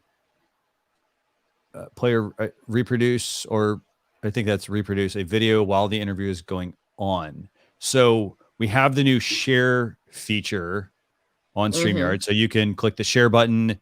You can upload a file, and then you can play that during your live stream, and you can control the volume and the play control and whatnot. So that gets outside of the limits of the video clips. So the video clips are great for intros and outros, but you can use the share video feature to do that. Let me see. So let's add to this other. Can I record Angie's asking, can I record on StreamYard and then air at a later date? So we don't support that feature, and you have to actually look at the terms of service on all the platforms, because most of them do not actually want you doing that. You're basically getting around the whole point of live streaming. It's not to live stream pre-recorded content necessarily. Like they don't like Facebook, for example, has a feature called Facebook Premiere, where if you create a pre-recorded video, you can then upload it and premiere it like a live. Yeah. But that's natively on the platform. They want you, if yeah, you're and they want I you on would the rather platform. use the Premiere because Facebook actually promotes your premieres for you. So they'll tell your audience, such and such, whoever's following your page, such and such is premiering a video now. Yeah. Yeah. So so that's what I would do there. And then I see Albert's joined in the background here, so we're gonna bring him in a second. And then let me look at Patrick's question. So I struggle with the fact I can't boost a post coming from StreamYard on my page. So that's actually not a StreamYard limitation. That's a Facebook limitation. Yeah, actually. that's a Facebook thing. Facebook doesn't allow you to advertise. Sorry. I should rephrase that. They allow you to advertise, but they don't allow you to advertise on live stream. Yes. They don't let you do it until like typically after the fact. Exactly, but you could make an event on your page, Patrick, and like boost that. Like, but you're not. Good idea. I hope this makes sense. You could do that instead, and that way you could sort of get registrants and things like that, and people could inbox you beforehand and things like that. Going back to Angie's question, I found a cool thing to do with StreamYard and pre-recorded videos because I do webinars every week, and I was trying to figure out a way to sort of automate my webinars and do sort of like an evergreen. And I know there's tons of evergreen platforms out there, but I use StreamYard as an evergreen to where I every week I do a pre-recorded webinar, but I unlist it on YouTube, but it's showing, you get what I'm saying, Christian? It's showing up as a video on StreamYard. And everyone knows it's pre-recorded, but it's still live because I bring up the comments. I'm not on the screen. My pre-recorded webinar is on the screen and that's showing. So that's a good way for me to sit in my pajamas and just make money at the same time. But yeah, I love it. Fantastic. So so that's a really good point there, by the way. So thanks a lot for making that point, Leticia, about the fact that you can get around that by creating the event and then advertising the event. Yeah. So okay, so let's see. So let's go and bring on Albert. Ark, I'm gonna get to here in a second. Ark, I'm gonna let you finish eating. But give me a second. I'm gonna bring on Albert here. So Albert, are you ready? Hope he's eating Chick-fil-A. Okay, so let's bring on Albert. Albert, how we doing? Hello, can you hear me? We can, yes. Can you hear us? Yep, I can hear you. Very cool. So, so I had a question about your. We're getting a lot of fan noise, by the way. I'm not sure you've got like a really loud, like a jet engine in your room.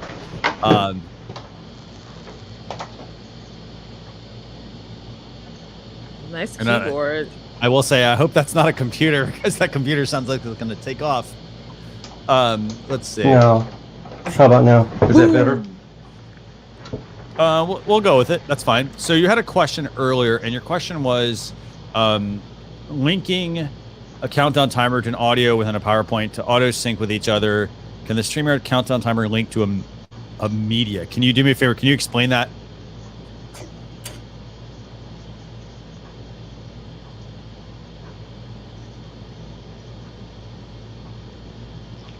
Okay, can I see you guys? We're right here. Yeah, we're here. Yeah, we have you just full screen right now, so I can zoom out. Okay, there, that's better. Okay. So what was your question?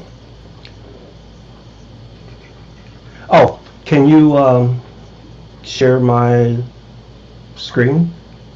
What's the question we have actually? Because we had a question for you based on your question, but like what question do you have for us?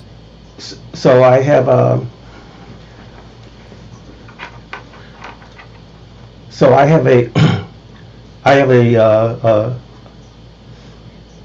screen that's being shared right now, which is a PowerPoint presentation with a timer. Okay. Yep. And right there. Timer. Okay, got it. Okay. And so the timer comes on, and then there's an audio clip that plays at the same time, and so it counts down. Okay. And so I was wondering if the StreamYard countdown timer can also. I hear an echo, and I don't know why.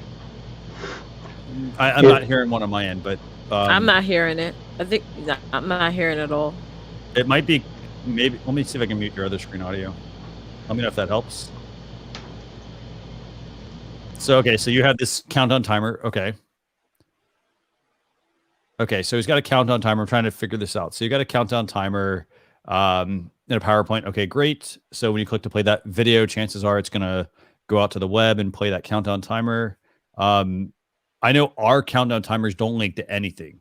The countdown timer is literally just a static, I want to say static. It's a video file. Mm-hmm. So it's a video file that is counting down. Mm-hmm. So let me unmute you and you let me know when you have a second. And while we're waiting for his audio to come back, let's see if there's any questions we can answer here. Yes. Chris, yes, you can premiere on Facebook. Yes, you can. Yeah, so you can actually download your stream and upload it as a premiere on Facebook.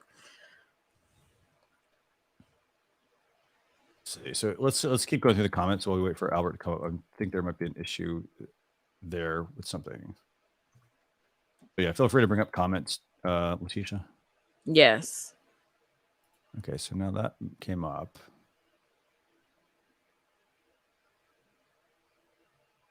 Do you see any comments you want to bring up, Leticia? I see one for Rosalind. That's a great point. StreamYard has a share button. Click file, share, and add to your stream. So when they click it, it automatically goes onto the stream, right? That's what she's saying. Well, it doesn't have to. Actually, it can go in just the bottom part of your screen, and then you can bring it in. Yes. Mm-hmm. Awesome. So, yeah. Yeah. And updates. Background. Somebody asked about how can I play background music? Good question, actually. That's a very good question, and I have an answer for you. So if you're on a PC, and we got a lot of these questions, by the way. So we put together some tutorials for you all on how to actually do that. So what I would recommend doing is I would use Voicemeeter Banana, and I've actually got a couple of tutorials. So I'm going to put some links in here. So this is how to set up Voicemeeter Banana. And Albert, when you get your audio fixed, let us know. Like all we need to do is just unmute your mic, but let us know and we can bring you on. So this is how to set up Voicemeeter Banana. And then the reason I share that is because then there's a second video on how to bring music into your live streams. Good video. Really good video. Okay. Let's bring up this next question. Okay. While you're doing that, if you use the countdown for your live viewers, what happens to the original video? Oh, I think Christian, can you hear me now? Yeah, we can hear you. Yeah. Yes. The problem was I had YouTube playing at the same time. Oh, okay, got it. Okay. Oh, okay. And so on one tab I had YouTube playing, on the other tab I had StreamYard playing, and that's what the echo was. Okay, got it. Okay. Yeah, sometimes as simple as that. Yep.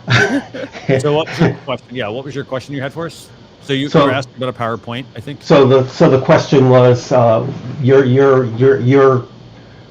audio tab or your countdown tab. I usually use my countdown tab within a PowerPoint or a Google Slides presentation, and I use it to in sync with a music background, to count down. And I was wondering if your countdown timer also ties in with a music and counts down. I didn't know if I don't know how it works, so I'll request your marketing team to send it to me, and I'll play with it to see how it works. I was just wondering preemptively how it worked. So basically, our countdown timer doesn't connect with anything. It's literally just a video file, a countdown timer video file that we've made. Okay. So, so it doesn't it's not like PowerPoint, where PowerPoint has, you can add hyperlinks and you can, do all sorts of other fancy things in PowerPoint if you want to. That's not the goal with the countdown timer for us. So basically, does that answer your question? That answers my question. Okay.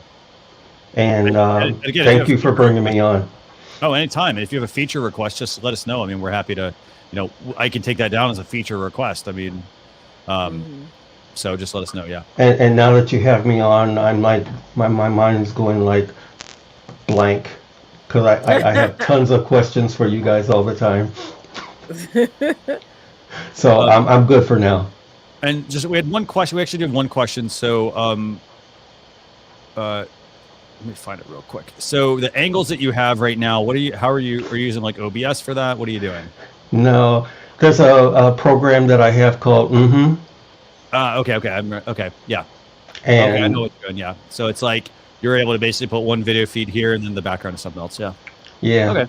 Cool. So yeah, it allows me to do bring I have 2 cameras actually being displayed right now.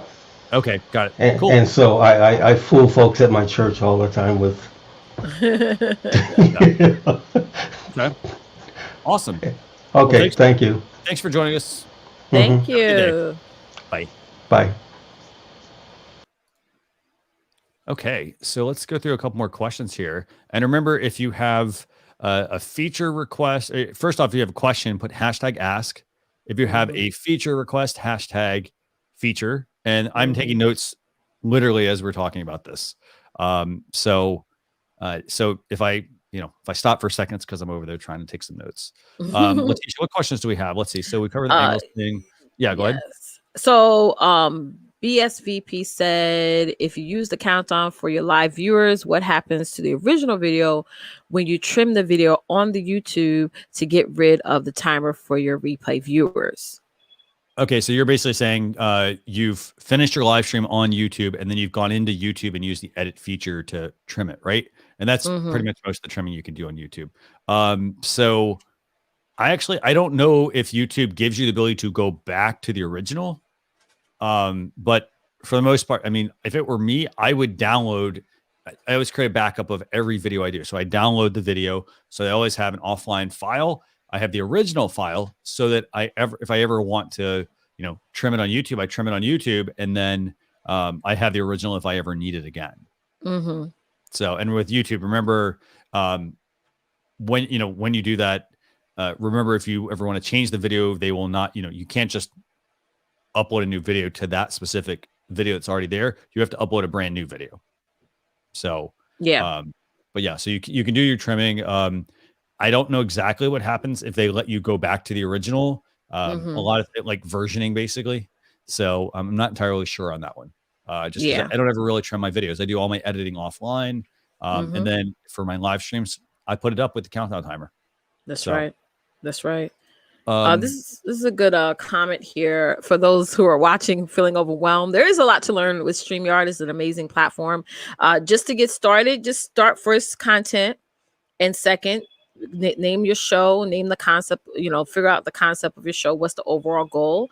And just start streaming, and just start one thing, just, increase by 1% each and every time you do your show. So just start off with that content, schedule your show, go live. That's what I always say. Great point. Okay, so let's see what else we got here. So Mindful Skeptics podcast. I dropped a link here. I'll just drop a link here for you. Yeah. I'll put that here. You can come on, ask your questions. We can talk about your show. Let's see. Okay, we cover that. Christian Jensen says, I don't think Voicemeeter Banner works with a Mac. No, you're right. Voicemeeter does not work for a Mac. For that, I would use Loopback from Rogue Amoeba. So it's a very, very, very good Voicemeeter alternative. It's a paid app, but it's well worth it. So you can use that. That's definitely worth checking out. Let me see. So here's a question from Omar. I typically upload an ARC. By the way, I'm going to bring ARC in here right after this question. I typically upload my own stream timer with audio within the paid subscription. It mutes everyone else and takes over the screen, and queue up your PowerPoint so that when the timer ends, it goes straight to my slide. Yeah, good idea. That's the same process I use. So basically, what Omar's saying is he runs a countdown timer. So you hit go live on your live stream. He brings up the countdown timer. And then what he's got is he's already added to the stream So when you bring up the countdown timer, it goes over top of you. And then once that countdown timer is running, you then, for example, if you have an overlay, you could turn that off, but you make sure then that your stream is the next one. And then when your video finishes, it disappears, and then it's just you on screen. So Absolutely. go straight in exactly what you want to share. So very, very, very good tip there. Okay, so with that, let's go and bring on Ark. We'll wait for the Mindful Skeptics to join us as well. But Ark, thanks a lot for joining us for live stream reviews. How we doing? All right. Can you hear me? Oh yeah, definitely. Okay, so by the way, it's not ARC, it's actually ARC. Okay, because ARC. my name is Atulia Ravi Chandramoli, so it's kind of like my name, ARC. So my YouTube channel's name is ARC Saga. I just started using StreamYard like a week ago, and I'm using the free version. Just want to see how it is. I'm still new to it. And on my channel, what we do is we run 3 podcasts. So the first podcast, we talk about geek stuff, movies, movie news, death battles, and kind of fun stuff. And then we do sports broadcasts where we talk about sports news. And then I run a regular podcast where I bring other guests and I basically interview them on maybe a certain project that they're working on. Maybe they're an upcoming musician. And I just started the channel like a month ago, right? Nice. And for my specific live streams, so I do live streams because I feel that live streams are more convenient for me rather than just making a video and putting it on there. And I've been using StreamYard. Okay. And the thing is, I saw that you guys have only one countdown timer, right? Which is that 30-second, the black background with the 30-second timer. I was thinking, do you guys offer more countdown timers? So we have the one that I play at the beginning of the show, and then here, the beginning of the show. So let me see if let me find that real quick. So I'll just play part of this. So like we have this, for example. I don't know if you see that. So I've got various ones like this. If you want this and you want to put it in your StreamYard account, like I can send it out to you. You just need to email marketing@streamyard.com and I'll put it out. Yeah. So it's called marketing@streamyard.com. Yes, correct. Yep. Just shoot us an email. Just put in the subject, put in countdown timer from LSR. And then what we'll do is we'll get those out to everyone who sends us email. Oh, wait, sorry. One more time. Is it marketingstreamyard@gmail.com? No, marketing@streamyard.com. All right. So I just wanted to ask because there's like only one countdown timer. I was like, man, is this like the only countdown timer? But now I was just asking quickly about the countdown. Yeah, because the thing is, the reason there's only like one is because we want, like, people most of the time want to brand their own stream. So like we try to put something out there so at least you have something to work with. But then a lot of people a lot of people want to brand it themselves. So but we do have the StreamYard custom ones that we do have, and I have to get those out. So all right, that makes more sense because on my live streams, right, it goes all the way from like 30 minutes to an hour, right? And then our target market or demographic is usually people of my age, so like 18 to 25, right? So sometimes they can't sit in one place and watch the whole stream. So we have intermissions, and sometimes I see. The 30-second timer intermission is not enough during like our intermissions. Maybe I need to take a break. It needs to be like a minute. Yeah, it needs to be like a minute. So I was just like thinking about that too. So and again, I mean, you'll notice, like I'll tell you right now, like what I'll send everyone. I have various countdown timers. So I have like a 10-second countdown timer. I've got a 30-second one. I've got a 60-second one, for example. And I vary, like, part of the time, sometimes I vary what I use. Sometimes I vary the 30-second to the 60-second. But again, I mean, you want to figure out, like, what, does it make sense to play a 60-second countdown timer? Because some people are like, hey, I want a 5-minute countdown timer. And it's like, well, do you really want a 5-minute countdown timer? Yes, long. Some people then are like, well, hey, they want to start and leave the stream open, which is fine, and let people trickle in. But the other thing is the algorithms also want you to typically, they want to see that velocity when you start a live stream. So they want to see your live stream and they want to see it grow, as opposed to you start the live stream, it's open for like 5 minutes and then, crash and like, no one else joins it. So yeah, absolutely. So one of the things we changed for my shows is having me hop on live the minute I hit the go live button, let everybody know what the topic's going to be about, introduce myself for new viewers, and then do the timer. And then later on do the intro video. So that way, because I was noticing that too, Christian, with my timer being a minute, people were falling off. Even 30 seconds, they were falling off. People don't want to wait that even 30 seconds sometimes.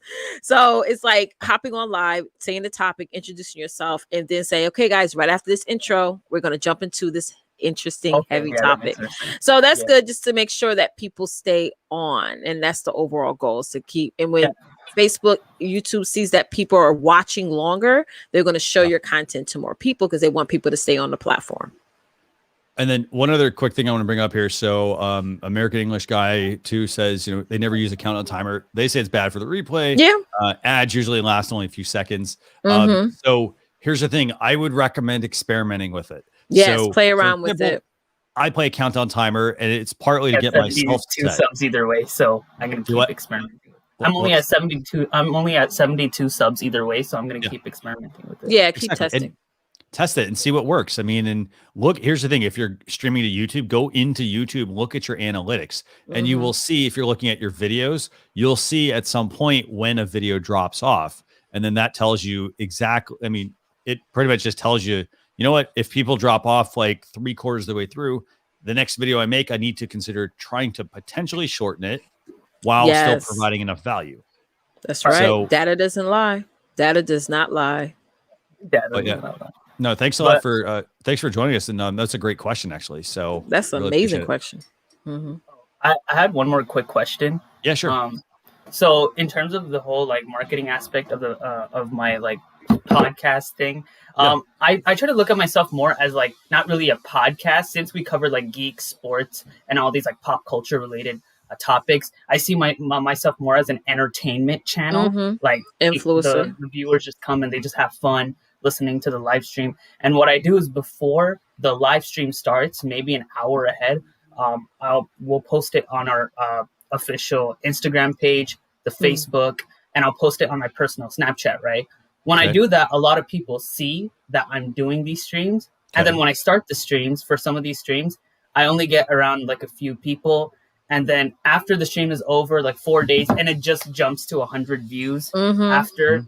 So sometimes it gets hard, because in the beginning, when we were doing these live streams, right, we had like no people watching and we were just like demotivated. Now we just keep it going, just because we still don't like the idea of videos.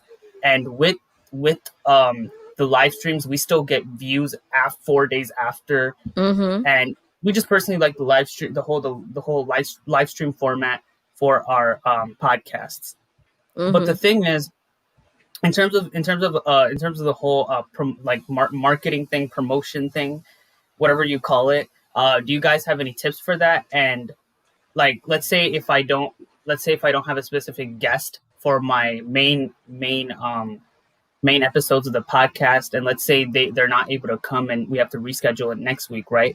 And it kind of affects my YouTube uploading schedule, right? I mean, or live stream schedule, because I do live streams on Friday and Saturday.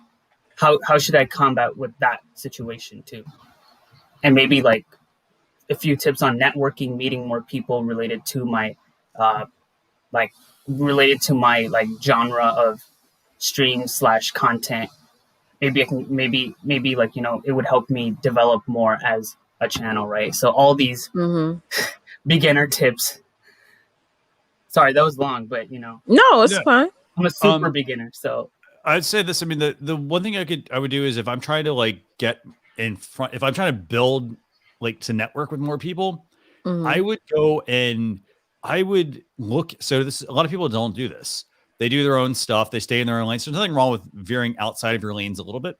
So what I would do is I would go over to other channels, and if you find like people have questions on things and they're not answering them, for example, go on as your channel and answer it. Like don't go in with the intention of like hey, I see somebody's not answering a question, and then send them a link back to like a video or a website or something like that you have, but answer their question and then do that sporadically throughout, because then that's going to get people to see like, hey, this person and provide value, and they're going to see this person provides a lot of value. Hey, I'm going to go check their channel out. So it's being active on other like channels. I'd say also go into like, I think I mentioned this earlier today, go into other Facebook groups. For example, if you're a podcaster, go into some of the generic podcasting groups and join that group and be just be helpful in that community. Don't go in. A lot of people go in and they're like, oh, hey, I'm going to throw up a whole bunch of affiliate links, or they go into the intention of, hey, I'm going to drive them just back to my website, or I'm going to self-promote myself. And the thing is, a lot of the groups, like, they don't like that and they'll kick you out. But if you go in and you provide value, it then gives you a chance for people to go and actually, want to actually reach out to you based on what they see. So that's right. What I would do. Anything you want to add, Leticia? It's a marathon, not a sprint, and just like you mentioned how early on y'all was doing it, it wasn't that much views, and all of a sudden it jumped. Like, time is our best friend, right? So you have to always remember, like, what's the overall goal? Maybe starting to build that list starting now, since you're seeing this huge jump, to get people to opt into your email list so you can remind them of the show. You're doing everything right, at the beginning stages, but see what is the next step that you can use to elevate. Now, you mentioned something about guests. I know it's like difficult when guests back out for whatever reason. Maybe you can have something like maybe a game plan, like in case this guest doesn't show up, then this is the topic I'm going to talk about, and maybe have it to where is that guest needs to reschedule for the following week, or maybe not even have that person come on again. But it's that you got to pat yourself on the shoulder. You're doing everything right. You're at the beginning stages. Time is your best friend. It's a marathon, not a sprint. And as long as you keep showing up, you're going to constantly get the growth from there. So it's good that you're promoting the show outside the show by posting on Twitter and all these other places that you're posting on. Keep that up. Because when you show how important your show is, how we show that our shows are important is the craziness that we go through to market. Like, you got to market your show like you're going insane, right? That's why early on we're talking about making a Facebook event, going live before the live, promoting the show on other channels. Like, when you show how important your show is, other people will value it as important. If you're going to not market it, show up, get discouraged because the numbers are low, and stop, then people are going to say, oh, this show is not important. Oh, this show is not of value to me. The value starts with us. You know what I mean?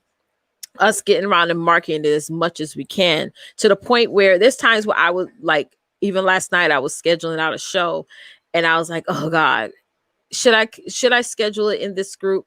And I was like, girl, just do it. Because sometimes we listen to that inner audience that tries to tell us to back out of doing things. And we got to always remind ourselves about the end goal. If you keep doing what you're doing now, ARC, your show is probably going to be ranked at the top by December. But you got to trust the process. The process is everything, right? So now I promise you, there's going to be a young boy just like you that's going to say, hey, ARC, how you do all this? And you're going to tell him the same exact thing that I'm telling you today. Got to trust the process. This is what I did. And this is how I grew, kept growing and growing and growing. Your generation is such a powerful generation that y'all are just breaking down barriers. And I encourage you to continue the course, stay the process. Be positive always, even if only one person shows up, because you have something that people need to hear. And I'm beyond proud of you. Yeah. The thing is, when I post these, like, let's say if I'm going to announce like a stream is going to be at this time, should I post it like on the day, an hour before the stream starts, or should I post it like a couple of days before, or should I post it like? Yeah, post it a couple of times a week. I mean, go crazy. Because the thing is, guys, and I said this early on, we're fighting against the algorithms. You may post something. Let's say your show is on Saturday, right? You may post on Monday, nobody saw it. You know what I'm saying? And then you post it on Wednesday, 4 people see it. You post it on Thursday, 10 people see it. You post it on Friday, 11 people see it. Then you post it an hour before the show. Now people are like, oh God, I took this course called Sales Psychology. And one of the biggest things I learned from this course is that how our brains work is like, it works like a commercial. each and every time we keep listening. Same thing like elementary school when you was in school, how your teacher had to constantly keep telling you the ABCs over and over and over and over and over again until you got it. That's how it works when we're marketing. It's like you got to constantly keep posting your graphics, keep posting, tweeting about the show over and over and over again. For now it's programmed in their minds, and now they can't get it out of their minds. And I want to bring up something real quick on that. I mean, so you mentioned it, like what a lot of people will do, and this is unfortunate. Like what people will do is they'll go off of like, well, I read this article that said like, oh, I should only post one time a week on Facebook, for example, or one time per day or whatever it is. Or, oh, if you're posting more than 2 times, it's too much. Doesn't matter. It has no bearing on like your channel. You post at the number of times that works for you. Like, so for example, you don't want to be like I'm gonna say, Leticia, like you don't want to like just flood your channel with like, hey, here's 50 posts a day or 20 posts. Like what seems reasonable. So it could be like, once an hour, for example, seems excessive. Mm-hmm.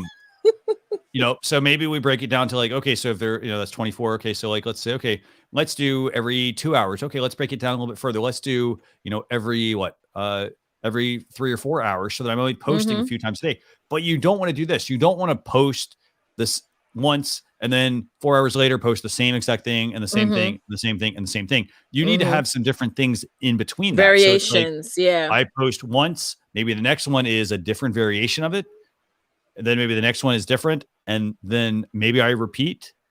So, but don't do the same message over and over again. Hours. So I could talk to you about okay, let me first say this, because I know some of y'all are going to do this sometimes, where you may be posting and then you're getting people liking the post or commenting or whatever. And then one person out of the 50 people say, oh, that's too much. And we'll listen to that one person over the 50 people who said, thank you so much for letting me know. I'll be there for the show. So it's like, we have to stop getting that out of our minds, that not everybody is going to be for what you're doing. You just got to continue the course. Another thing is what we're talking about, variation. So for me personally, like I will post a graphic, and then let's say it's for my spotlight show, I post a graphic of the show. And then the next post, because I post every 4 hours, and then the next 4 hours, I may be posting me writing down like maybe some talking points, and I'll tell one of my kids to take a picture of me. But then I'm still talking about the show. Like, hey, I'm writing down the questions I'm going to ask my guest. She's like Tanya is one of my clients. She's professional. She's the #1 tax queen expert. What are some of the questions you guys want me to ask her? And then now they're commenting and saying, oh, I would love for you to ask her about business tax or business credit and things like that.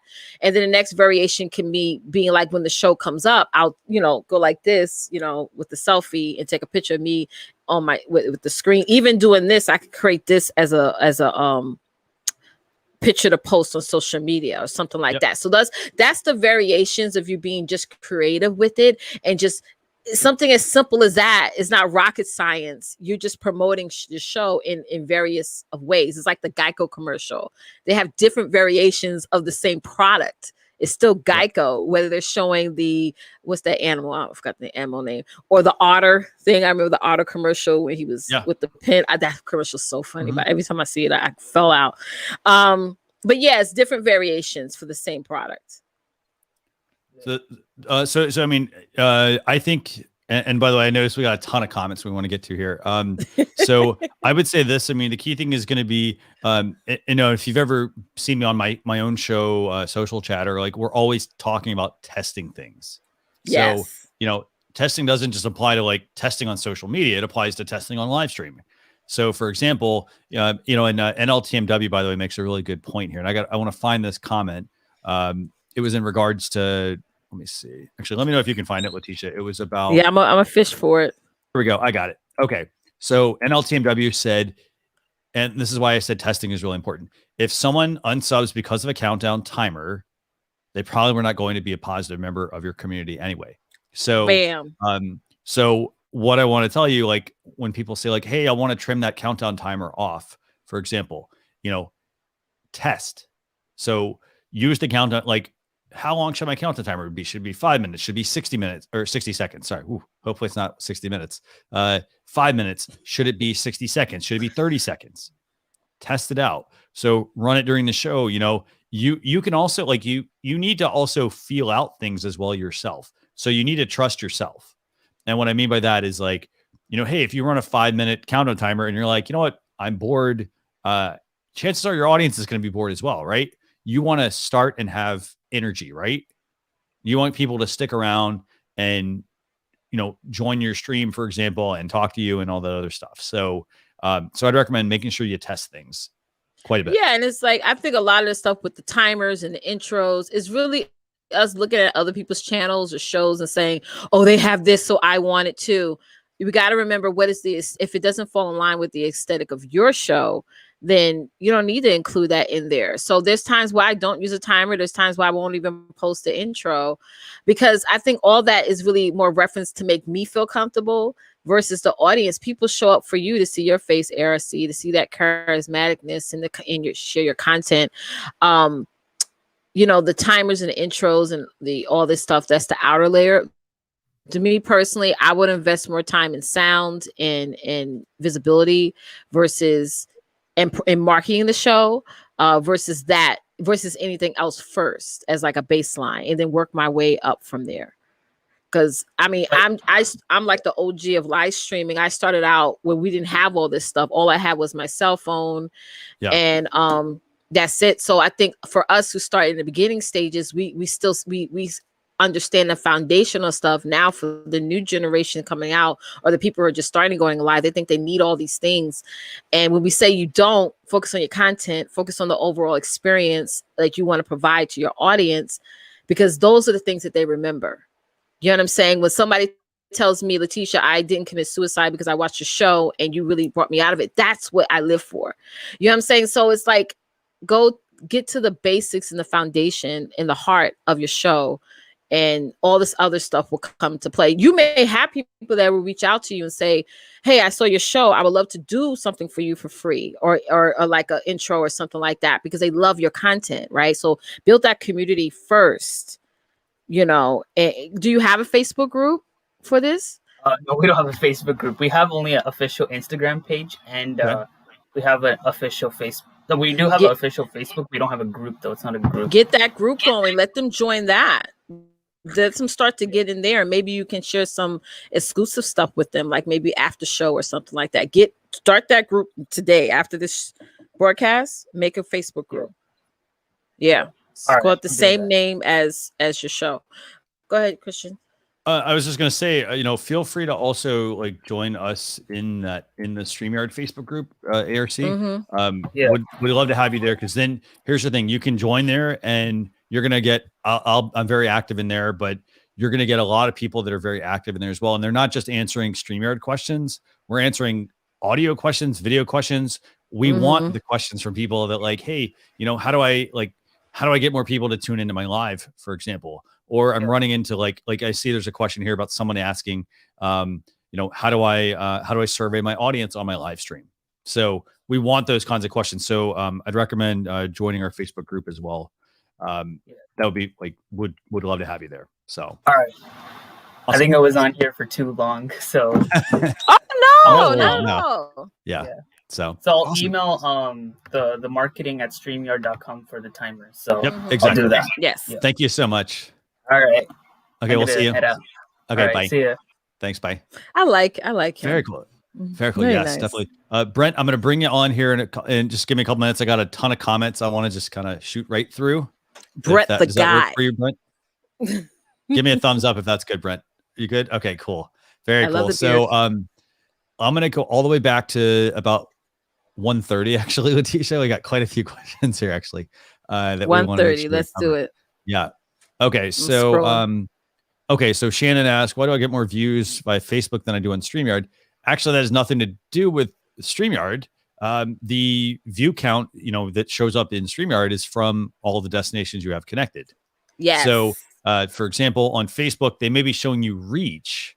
And that's another thing you have to look at. You may be looking at the wrong number potentially. Reach is, how many people are impressions, are like how many people are like seeing your content. So like if your content goes out, like, you could have 1,000 impressions, but then you could have a smaller number, for example, that shows up in StreamYard, because those are the people that actually click to tune in and watch your live stream. They may have accidentally started watching it. So, that does happen as well. They watch for a couple seconds and then they're like, hey, and that's why it's so important to engage with them immediately, as opposed to drawing things out, for example, or, waiting for everyone to join. So, okay. So let's see, where I'm at, Leticia, right? Yes. I'm at 132. Okay, cool. So what question do you have there? Okay. We got a feature request. I know you saw that already. Damani Norwood has a question. Yeah, go ahead. Yeah. Can you share your screen while using your phone to live stream, like showing a video? So the answer to that is no, you cannot actually. There are certain features. You can join a live stream or start or do your live stream from a mobile device, an iPhone, Android device, or a tablet. However, certain features are just available on the desktop, for example, desktop or laptop. So for example, screen sharing and green screen, for example, are features that we'd recommend you being on a desktop. A lot of that comes down to the experience. If you're on mobile, it's very hard to be in the live stream and, you've got notifications, for example, coming in. It's almost too small of a screen if you think about it. So you can join and watch and all the other stuff, but you can't do the screen share there. Got it. What else? How to show the broadcast? The only comes after the description has completed a link to banner doesn't work. I want to be able to ask viewers to join the show. It's a chat show. So basically, I think what you're asking is I think you're asking, how do we share the link to the broad, kind of like what we do to bring people on? I think, is that what you're asking? How do you show the link, the join link during the broadcast? The link only comes up after the description has been completed. Yeah, give us more information on that.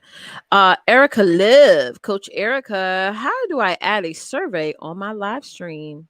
Very good question. So google.com/forms is one way. The other way you can also do is you can use Facebook Live Producer. Facebook Live Producer is facebook.com/live/producer.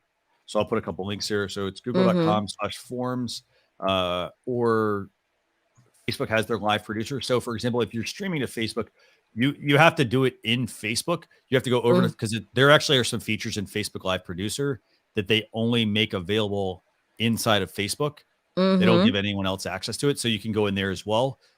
There's a couple of features there. There's a link option in there. There's a poll and survey feature, and then a couple other. You can also do some other customizations there, but it's only specific to Facebook. That's right. Okay, so okay, so we have a feature. Oh, we get this question asked all the time. Yep. The giveaway tool. Did they test that out? No, okay, shut up. Not available yet. No. Go ahead. What's your question? Go ahead. It's not available yet, guys. Not available yet. Nope. So at the end of the show, we do a giveaway, and so I do want to encourage everyone to keep tuning in. So we do a giveaway, and then we have this custom tool that we use at StreamYard that Dan Briggs, our co-founder, built, and he can only run it on his machine. I think the way it's set up. It's a fantastic tool. It automatically pulls up the names, everything like that. But it's not something that we have available to everyone yet, because I think he's got to figure out how to package it so that it is usable. So let me make a note on Damani's other features as well. So this would be the giveaway tool. Okay. And then what other questions do you have there? Okay, we got one from Mart. I think you answered this one. I'm not sure. Can you do a video intro tutorial just like you did with overlays? Good question, actually. Yes, actually. I will put that together. Let me just I got a couple of notes here, so you can run through everything you want. Okay, Shannon, I like this. Shannon said, for instance, it seems like I get more eyes. Oh no, we already answered that one. Yeah, we already answered that one for you, love. The good question, Shannon. I know she was asking about cameras. Oh, James, yeah, graduation season is coming up. This is a good idea. You actually gave me an idea, James. Hello, StreamYard. We're planning to do a virtual graduation. Is StreamYard can host like a virtual program? I think it's good, but the only thing, and let me know, Christian, if I'm right, is the songs that they played during graduation. There may be some copywriting issues with that. You know, sometimes I don't know if you had it in your school. We had a special song to sing. Yeah. So the answer is we can definitely. So basically, it's not a big deal to host because you have to think of it like this. You are the broadcaster. So it's one person to many. And so the way it works is we can definitely handle it because all you're doing is you're one point and then you're just streaming it out. You're not having thousands of people connect. Wow. Unless you're thinking of it a different way. So definitely no problems there. James, do me a favor, James. Shoot me an email, marketing@streamyard.com. Would love to chat more with you on that as well. Yeah. So, me too. Okay, so let me get back to this feature request, and then let's do this. Let's go ahead and bring on. Let's stop at that question, and we'll bring on Brent. Okay, I'll put a pin in it. Yeah, and speaking of, I know that's a question people always want, the pin comments. I didn't mean that. At LTMW. So, okay, so let's bring on Brent.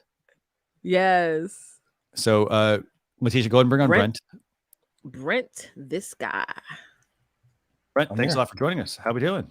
I'm doing well. How's the sound and everything? Is it okay? It actually sounds really good. I was going to ask you because it's super quiet and your picture's really clear. Oh, great.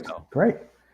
Yeah. I just got a Yeti. I haven't set it up yet. It just came in the mail. So okay. These will have to do for now. So I'd say one couple of things actually real quick. So with your Yeti, so that headset has a mic on it. I see the one you have right now. So when you plug that into, if you use that in the Yeti, just keep in mind you may have feedback because you've got one mic and you've got the second mic. I see. I don't know 100% if it's going to do that. The two other things about the Yeti, a lot of people actually hold it backwards, so they position it in the wrong direction. Yeah, make sure you figure out the right way to do it. Yeah, and then there's a knob on it as well for changing the mic patterns. And so I usually, let's see the other side. I think that's volume one. I think it might be that one actually. I think so. There's one where it has some clicks to it.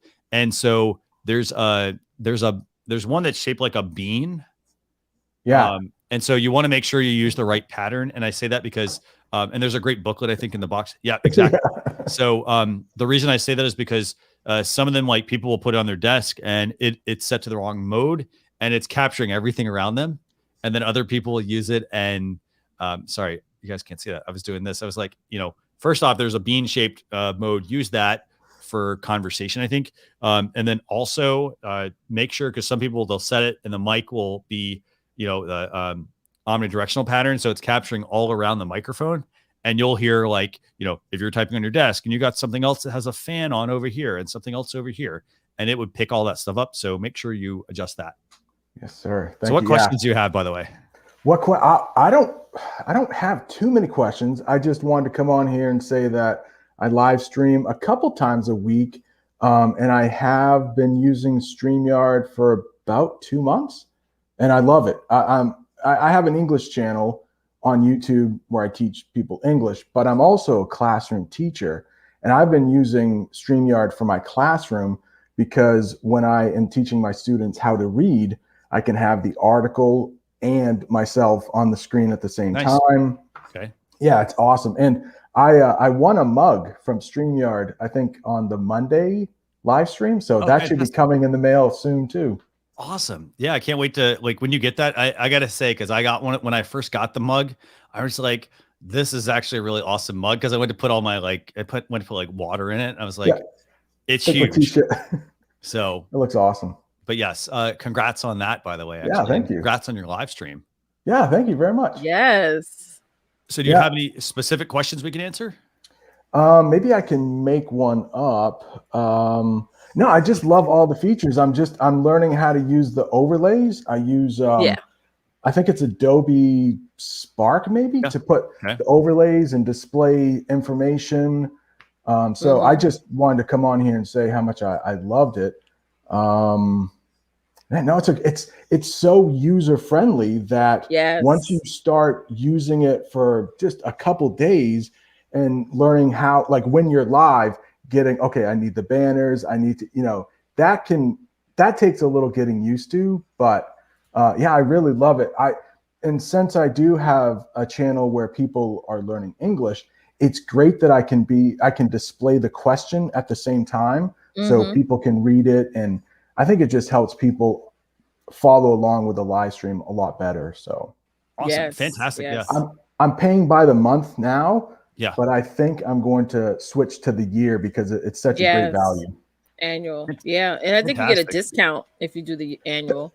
Exactly. Yeah. I need to grow my channel a little bit more. We just hit 4,100 subscribers. I started last year, so it's been moving at a nice pace, but I need to wait until the income is a little better, but I'm definitely going to be upgrading to the yearly membership. It's worth it. Fantastic. And I gotta say, your camera looks actually really good too. What are you using? I'm using a MacBook Pro, and I heard I think there was a question about streaming on your phone. Yeah. And yeah, I found that very difficult. If you just want to stream like one way, you don't want any interaction with your audience. Yeah. Your phone is fine. It's a lot more versatile, but if you want to take questions, it's just really hard to finagle everything. I think most everything is available on the mobile version. Yeah, but most things. Yeah. It's just so hard. I always use the MacBook when I want to interact with the audience. Definitely. And I mean, yours looks super clear. And I will say, I think it has to do with the lighting, because I will say this, I mean, the MacBook Pro cameras, like typically the quality is like not the greatest. And I know in the M1s that they just came out with, the quality has been increased. It's been improved, even though it's the same camera as before. And that's because I think they're using software. But the lighting is absolutely key. I mean, you could take like something like this, like a webcam, for example, and you could use this. This would be like the step up from your MacBook Pro, for example. But the thing with all of these webcams, you need to have good lighting. Like this is my backup camera, and the off chance my main one fails. But lighting is absolutely key to getting a good picture, whether it's just out of the webcam or out of the laptop webcam or out of the external webcam. So I do have some lights behind me. Okay, cool. No, this is good. Hold on. Can you show that? Can you do me a favor? Let's see that. So, okay. So you got two lights. So we've got a ring light and we've got a softbox here, which is both very good tools to use. I will say, I commend you on your positioning of your ring light, because I did the same thing. Yeah. For the longest time, I had my ring light sitting right in front of me, and it's great. Like if you're doing makeup, for example, if you go to any of the makeup stores, that's what they're using. They have those, right in front of somebody, but they're doing it because it's highlighting the whole face. But the thing is, if you've got glasses on, for example, it's going to reflect on the glasses. And the trick is exactly what you did: raise the light up and then angle it down. So as you can see, it's not directly right in front of you. And then you've added the softbox as well to help accent. So fantastic. Looks really, really good, by the way. Thank you. I need all the help I can get with the lighting. So anything is helpful. Yes, looks amazing. That's really good. Do me a favor, by the way, in it's our private chat perfect. here. Where you have it now is perfect. Can you drop me a link to your YouTube channel as well? That would be like fantastic. What's to the email, like the marketing? In our just shoot me an email. Yeah, marketing@streamyard.com. Just say, hey, this is Brent. And just tell me a little bit about your channel, and then send me a link to it. I would appreciate that. Absolutely will.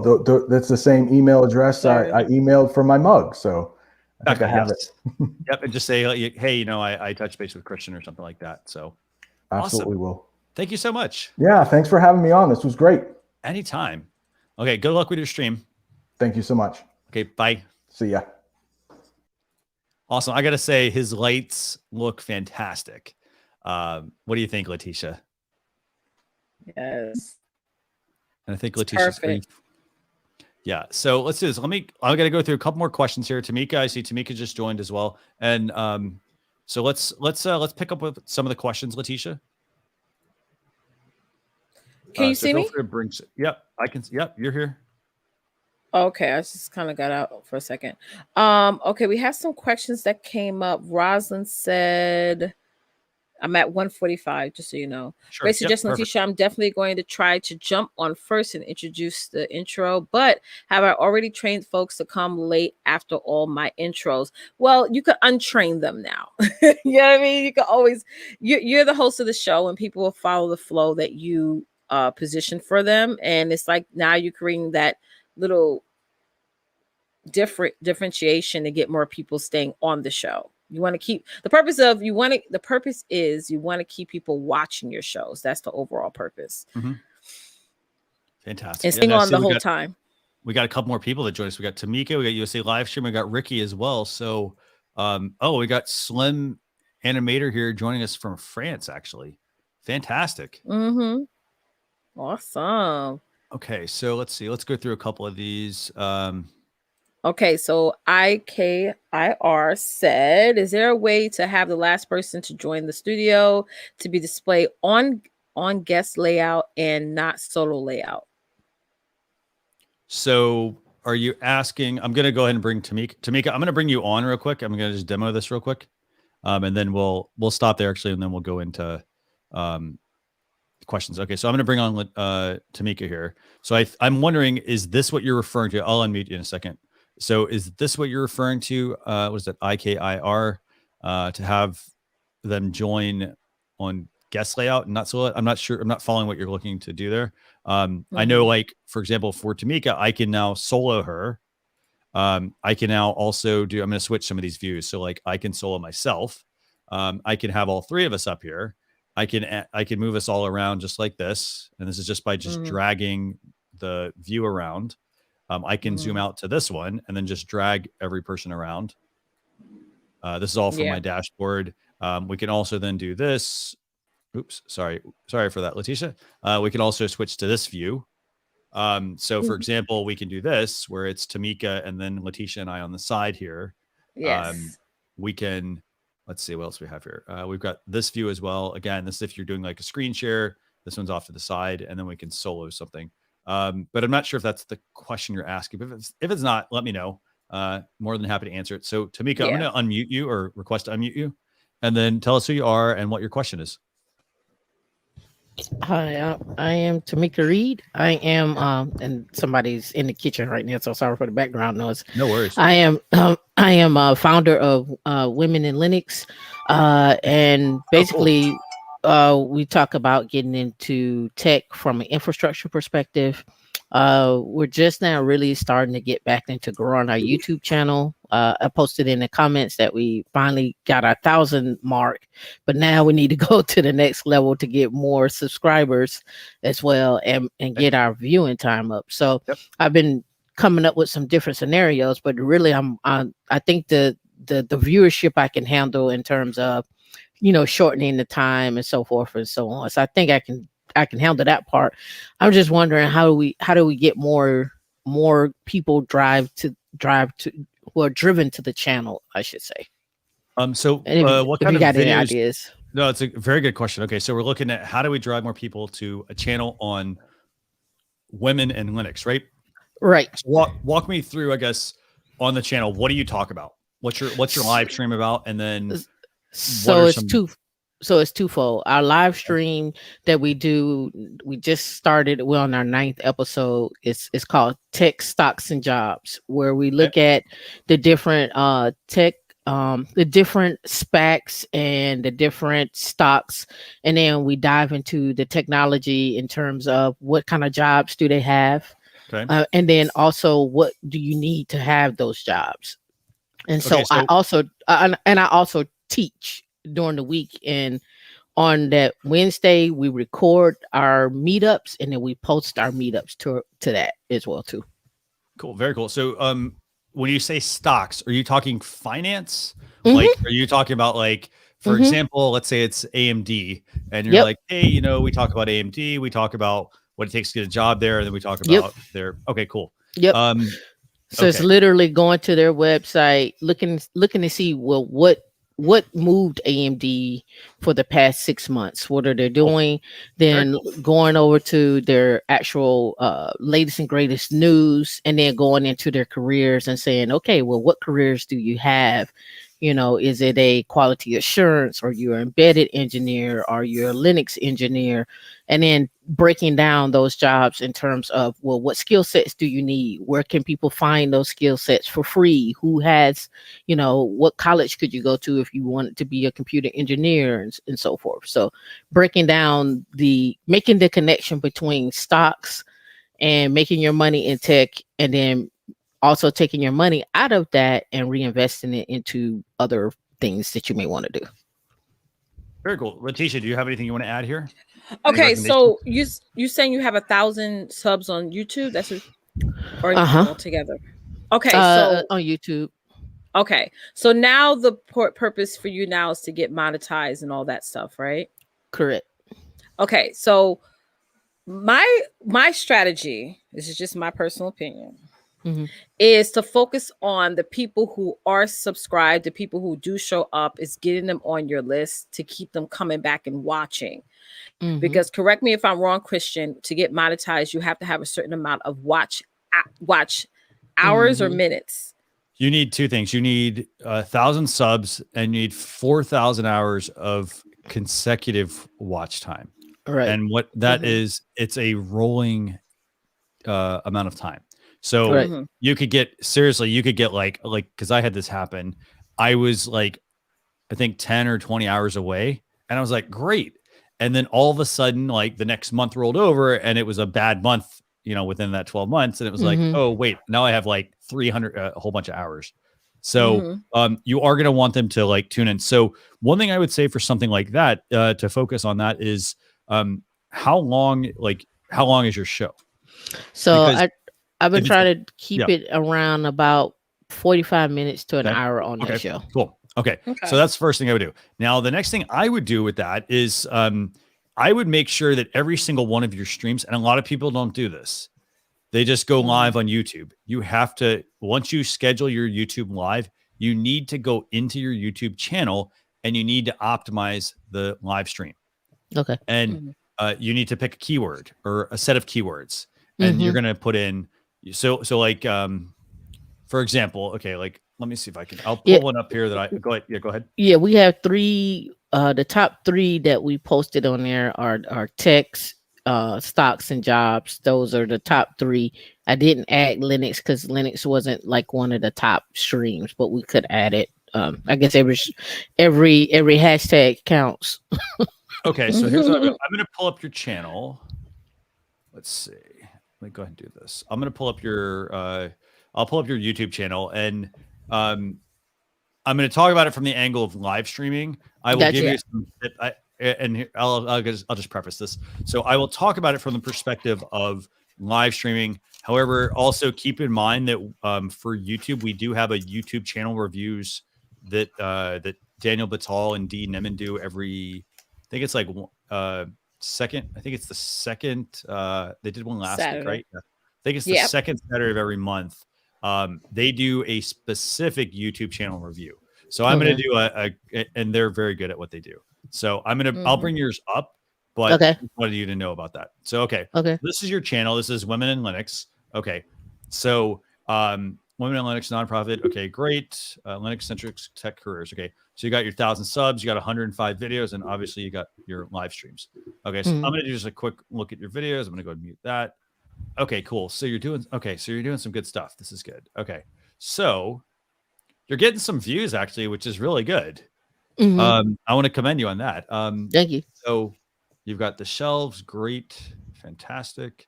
200 views. Okay. So the one thing I would look at is this. I'm going to go to your views, and I'm going to sort your views by most popular.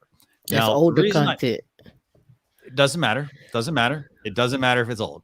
So here's the thing. All of that counts towards your watch time and your monetization, right? Okay. So I'm going to go in here and I'm going to look at these videos, and here's what I'm going to ask you. So you've got a video that has 4,600 views, and then it goes down, and granted, these are still really good numbers, but what did you do in this 3 to 4 years? And then all of a sudden, you got 200 views. What did you do differently? So we stopped posting our videos. That's one. Okay. And in fact, I still have them. But Yeah. So those videos that you see right there at the top, those are actually meetups. Like we actually meet up and on Wednesday, and then I record the meetup session and then I post it. Okay. And so that's the difference with the meetup, and then what you see with Tech Stocks and Jobs, those are the live streams. Okay. So the reason I ask this is because, so like, for example, this MongoDB, for example, was that a meetup? That was a meetup, right? Okay. Yep. So I don't think it's a problem to have like the meetup and the stock ones. I would say this, from what I can see here, the meetups are where it's at. Yeah. Nothing to say that you shouldn't do the other ones. Like, let's just delve into some of these. So for example, let me see if I can actually turn this on. Okay. If you went to playlist, you'll probably get a better. Okay. So we've got your podcast women. Okay. So I was actually going to delve into some of the videos actually. Hunt for jobs using tech stocks. So this is a very interesting, I got to say, this is a very interesting angle that you've taken with this. Like it's a really smart angle, I think. Yeah. Because, the fact that you're talking like, I sort of like you initially told me about this. So like, oh, it's women talking about Linux was what I thought you were talking about. No, seriously. Well, we do, right? We do talk about Linux in our meetups. Yes. And we train on like, hey, how do you spin up a Linux AWS instance, and then how do you move around on a command line, big picture infrastructure. And then the other angle is, okay, well, you see all these specs that are coming out, because to me in tech, you make a lot of money, but how do you take that money and invest it? And maybe you may want to go work at one of these tech companies that are coming out, and how do you do that? I got to say, I love the idea because, I think it's like, for starters, it's like you're doing something that's, I think, is pretty different and fresh. Like a lot of people, they look at jobs and they're like, okay, how do I go get a job at this place? Right. And what they typically will do is this, they will just go and apply at a place. But like, to your point, you're looking at it and you're saying, well, hey, what skills do you need to have? Like, how do you, and you're taking a step further. How do you get those skills? And what most people do is they look at it and they say, oh, well, I don't have that skill. So they immediately rule themselves out of the running for a job. So I love the fact that you're doing that. Correct. Okay. So let's take some of your last women in Linux virtual meetup. Okay. So I'm going to open this. Okay. So I'm going to just look at what all we got here. So a couple of things we've got. So you've got an SEO score of about 10 here, by the way, and I won't do a lot of this. This one. So I do like this. So the one thing she's done here, she's added chapter markers to YouTube. And these are as simple as they, you actually could simplify this as well. You could do, instead of like 1 hour, and basically what these mean, by the way, for those of you watching, if you click on this point, it's going to take you to that point of the video. So that way your viewers don't have to go and fast forward through the video. What she's done here is, for example, I like how she's included a hashtag. So like your video can have up to 3 hashtags. I would even maybe consider, like, you have tech and you have jobs. You could maybe do something like women in tech. I'm just giving some ideas. Women in tech. I might even just take out hashtag tech because that's pretty generic. But you could have 3 hashtags that it will pull. It pulls the first 3 from your description. So like meet the hiring manager, that could be a possible one. I'd look at, like, I don't know if you've checked out YouTube's hashtags. Like if you go to youtube.com/hashtag/ whatever the hashtag is, it'll actually pull up like how many videos there are that are using that. And then you can see like the thumbnails and all the other fun stuff. Are you familiar with that? So definitely check that out. So that's the first thing I'd look at here is like, so I think for these, if it's going to be like 12 minutes, like 00:12, for example, to drop them right into that particular point. That make this a little bit simpler. I'd also pin something at the top here. If you have a comment you want to add, like maybe it's a link to like an article or a podcast or something, pin that at the top. I think that's useful. And then go back and, engage with these people. Like I realize you commented, but like and heart their comment, or at least do that for one of them. In terms of your tags, I don't see any tags. Okay. So tags are going to be the first thing. What's this video going to be about? So it's women in Linux virtual meetup. So for example, it could be women in Linux might be what you want to target. Your tags might be women in Linux, Linux virtual meetup, and then your description should have some of this information as well. Okay. So this is going to help you get that video into additional, in front of additional viewers. Gotcha. So, and I can obviously go through a lot more here. I would even, let's see, I think I like I will say on your thumbnails, I can't quite read this stuff that's in yellow here. I can't quite hover that either, but gotcha. I would almost make I'd make your thumbnails a little bit easier to read. Yeah. So like the middle parts are great in the logo. And this actually is not bad. The starting salary. I like the idea that you did that. Thank you. So, and then one other thing also, you may want to play with this left corner instead of this top corner here, because remember when you go live, sometimes they'll put the live button at the top. Okay. Yeah. So it could be true. covering up your logo. Okay. So very cool. No, but I got to say, this is awesome actually. So do me a favor, actually, can you shoot me an email as well? The marketing@streamyard.com. Yeah, I'm definitely going to check out your channel. Okay. Can I get the email? Sure. I'll drop it in the private chat for you. Actually. Okay. Thank you. That's a great question, actually. So really good question. So just shoot me a message and say like, hey, touch base on live stream reviews and just tell me a little bit about like your channel and send me a link to it. That's all I need. So, okay. Thank you. Very cool. Any other questions you have? No, that was it. Very cool. That's great. Let me hop on private chat before I leave studio, and then I'm like, "What in the world he say?" So let me go back through some of these comments. We got so many. Wow, we got lots of really good questions from people. I want to pull up Zane's comment, by the way. As long as value is there, post as much as you can. This is back to ARC's. When we talk about like social media, posting on social media, post as long as you're providing value and as long as your audience is not unliking your page, for example, on Facebook, or unfollowing you or unsubscribing, keep being active. That's right. So get the word out. And OG also makes a really good point. Engagement is really a challenge. They like a post but don't show up. I like that you're saying trust the process because you have something to offer. Amen. So awesome. So Tam, thanks a lot for joining us. I didn't remove her, by the way. She removed herself. So Tam, thanks a lot for joining us. I really appreciate that. Yes. I'm seeing some questions. You want me to pull them up? Yeah, sure. Let's do it. Okay. Coach Erica asks, I'm going to start from the bottom and go back up. Okay. How do you make tags? Very good question. Okay. So tags, let me see if I can go into a video and I can show you all this. Okay. So and her second part. Yeah, go ahead. Her second part to that question is she's asking, where do you put the hashtag? So maybe you could put, you could put both, answer both at once. Okay. So give me 2 seconds on that. Okie dokie. Okie dokie. Yeah, guys, you got to trust the process. Trust the process. Streamer give you the ability to live stream on Facebook profiles, page, and groups. All this. Yes, absolutely, Walter. While Christian's looking it up for Coach Erica. Good afternoon to everyone. The StreamYard give you the ability to live stream on Facebook profiles, page, and groups all at the same time. Absolutely. If you're the admin of that Facebook group, you can absolutely stream in there alongside your page and your profiles as well. Yeah. Go ahead. No, go ahead. Yeah, one of the big things, even as I adjust where I show up, because I'm really focused on intent now.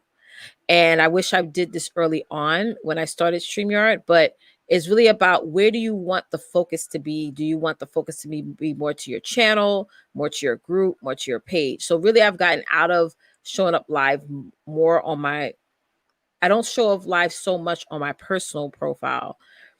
I'll show up live on my business page and my groups on YouTube because I want to pull traffic towards my page, my groups, and on my YouTube channel. So really think of intent overall versus let me show up in all these different places so people can see me everywhere. Is really based on that Pied Piper effect is where do you want your audience to show up the most? And like Christian said a couple of episodes ago, people go to YouTube because of video. So that isn't something that you have to consider as well. Very cool. So let me do this. All I'm going to pull up a couple of things here. So, I'll start with one thing actually. So you asked about where do you put the tags? Mm-hmm. And so I'm going to go ahead and bring this up. Again, I mean, this is about live streaming, by the way. So this is a great question. So this is a YouTube video, for example. So if you're in the description of the video, so say you're adding a video in your channel. So where you'll put the tags are down here at the bottom. Yeah. And you don't want to keyword stuff with a lot of tags. Like, for example, this is a video that I did a long time ago, and I haven't ever gone back to it. As you can see, I did a pretty bad job with the tags because these are really, they're not like, I mean, I'm not afraid to admit it. Like they don't work today. And so, for example, like I might've put like a how-to or like friend request or something like that. Right. And that might've been about the video, but I could have done a better job. For example, let's say this video was about how to send a friend request. So it might be something like, I might put like Facebook friend request, how to send a Facebook friend request. Oh, I see. So do you recommend that we go back into our older video content and change the tags and change all this stuff on the back end? I would, yes. Okay. Even if if the video is still like relevant, yes, go back and do it. Great So point. for example, that's where I might add my tags. Now you can have up to 500 characters, by the way, for your tags, just keep in mind there. So you can have up to 500. So now your other question was about adding hashtags. So, and this is like super old, but this is so old because I have Google Plus in here as well. Wow. Edit it now. Thank you. Thanks for making me do this, by the way. It's the only way it's ever going to get done. So yeah, that's right. You put the hashtags. So if it were me, I would put them in the description of the video, and then you might put them at the, like, what YouTube does is they go through and they pick three of the they pick the first three that they find. Yeah. So let's say you put hashtag here, like let's say this. Okay, so this might be like hashtag Facebook. I might do hashtag Facebook tutorial. And I might use hashtag social media or something like that, right? Or something like that. So now if let's say I put a fourth one in there and it's like Facebook marketing tutorials or something like that. Yeah. Here's what's going to happen. So when I save this, these three are going to show up above my video. That fourth one will not show up. Yep. Because they only allow you to use 3 hashtags in a video. I had to adjust mine. Sorry. Yeah, someone mentioned in the comments that some people say that tags are not important. My answer to that 100% is they are. 100% they are. And even if they're not, what if 10 years from now they are? Wouldn't it be smart if you just put them in now, just in case it is something that's of importance later on? And that goes back to what I was saying early on. Like sometimes we'll listen to the 1% versus the 99%. And really it's all about, it doesn't hurt it won't hurt your content if you do it.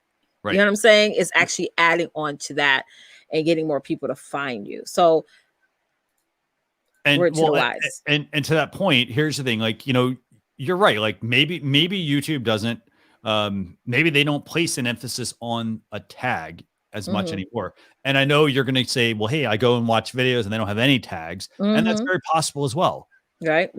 But they do help. They do help you with the optimization side of things because tags are not public to people on YouTube.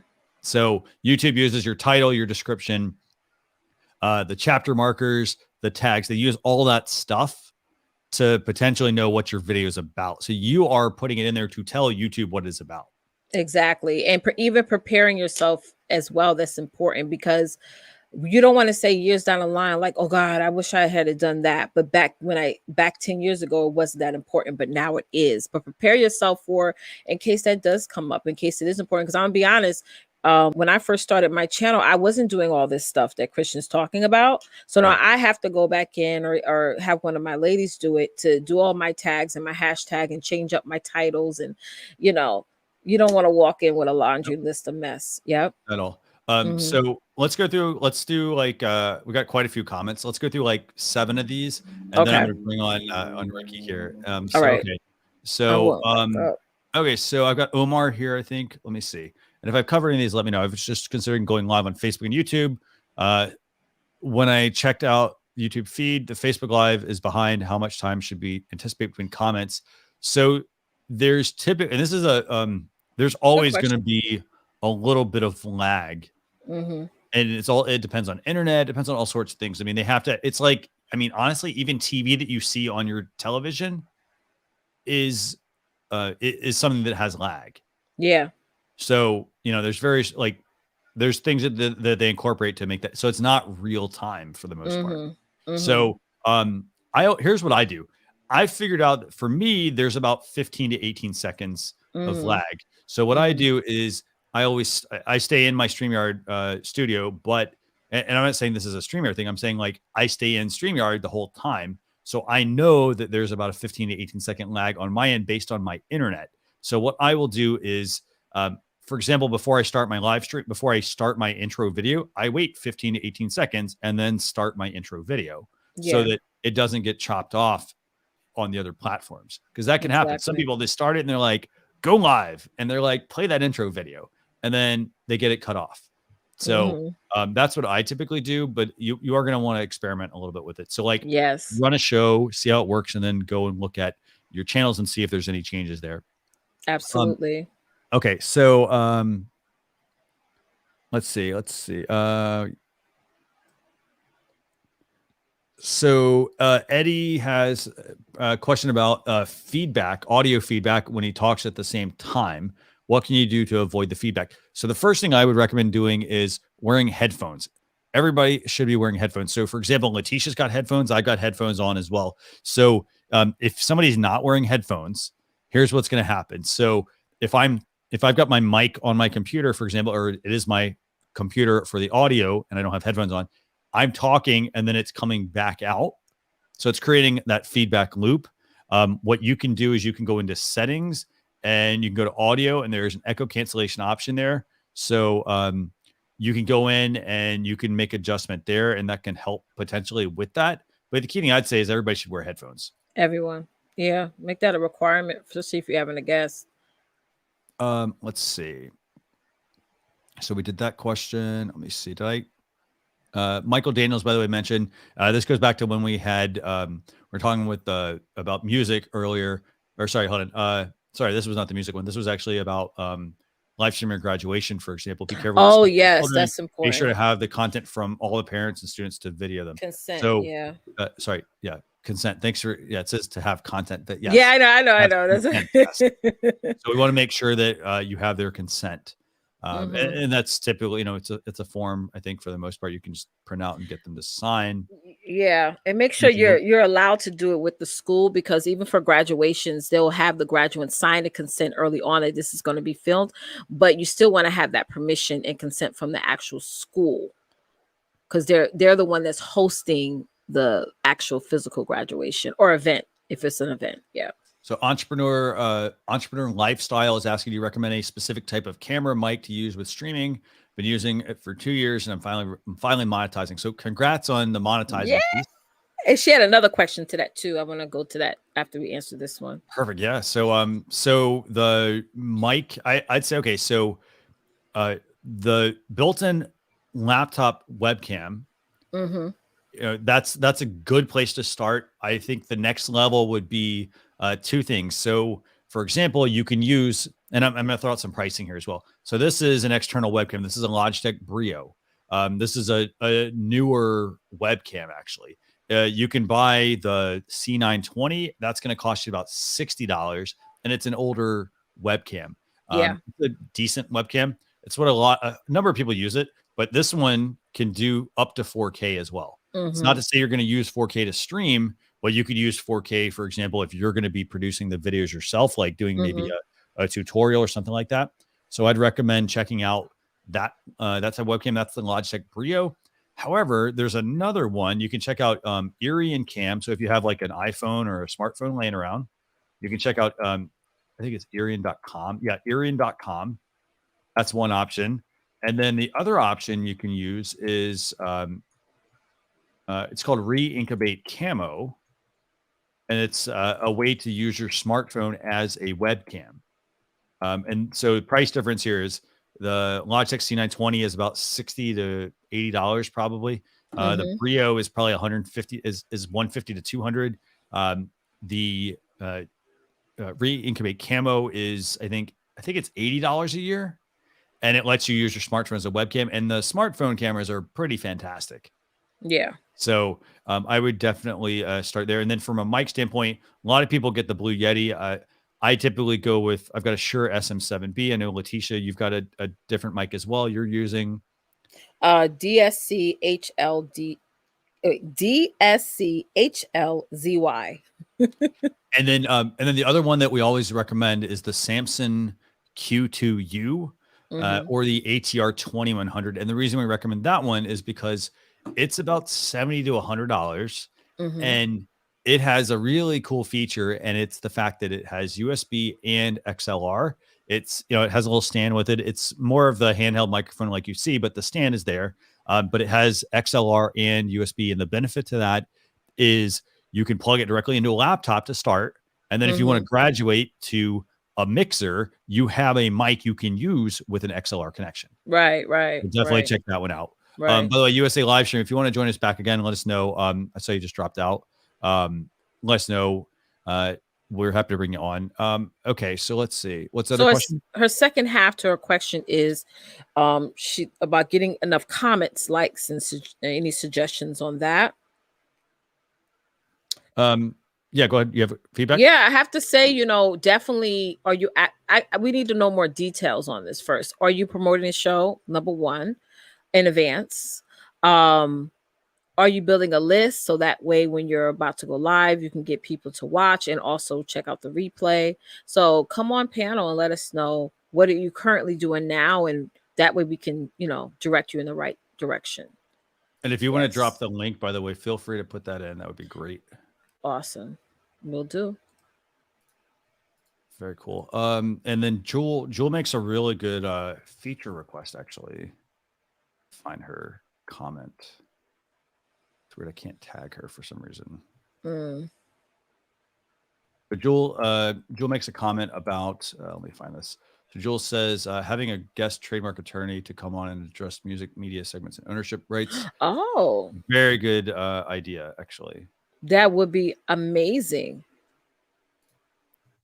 Great suggestion, Drew. Let me make a note, actually, while we're doing that. So feel free to bring because up the that's being more and more asked. Like, I mean, even on the other StreamYard shows I'm watching, people are asking that. Let's see. Any tips on how to grow your channels faster and quicker? Content. That's my suggestion. You got to create content, but go and also engage on other channels. Make sure you're spending the time optimizing your content as well.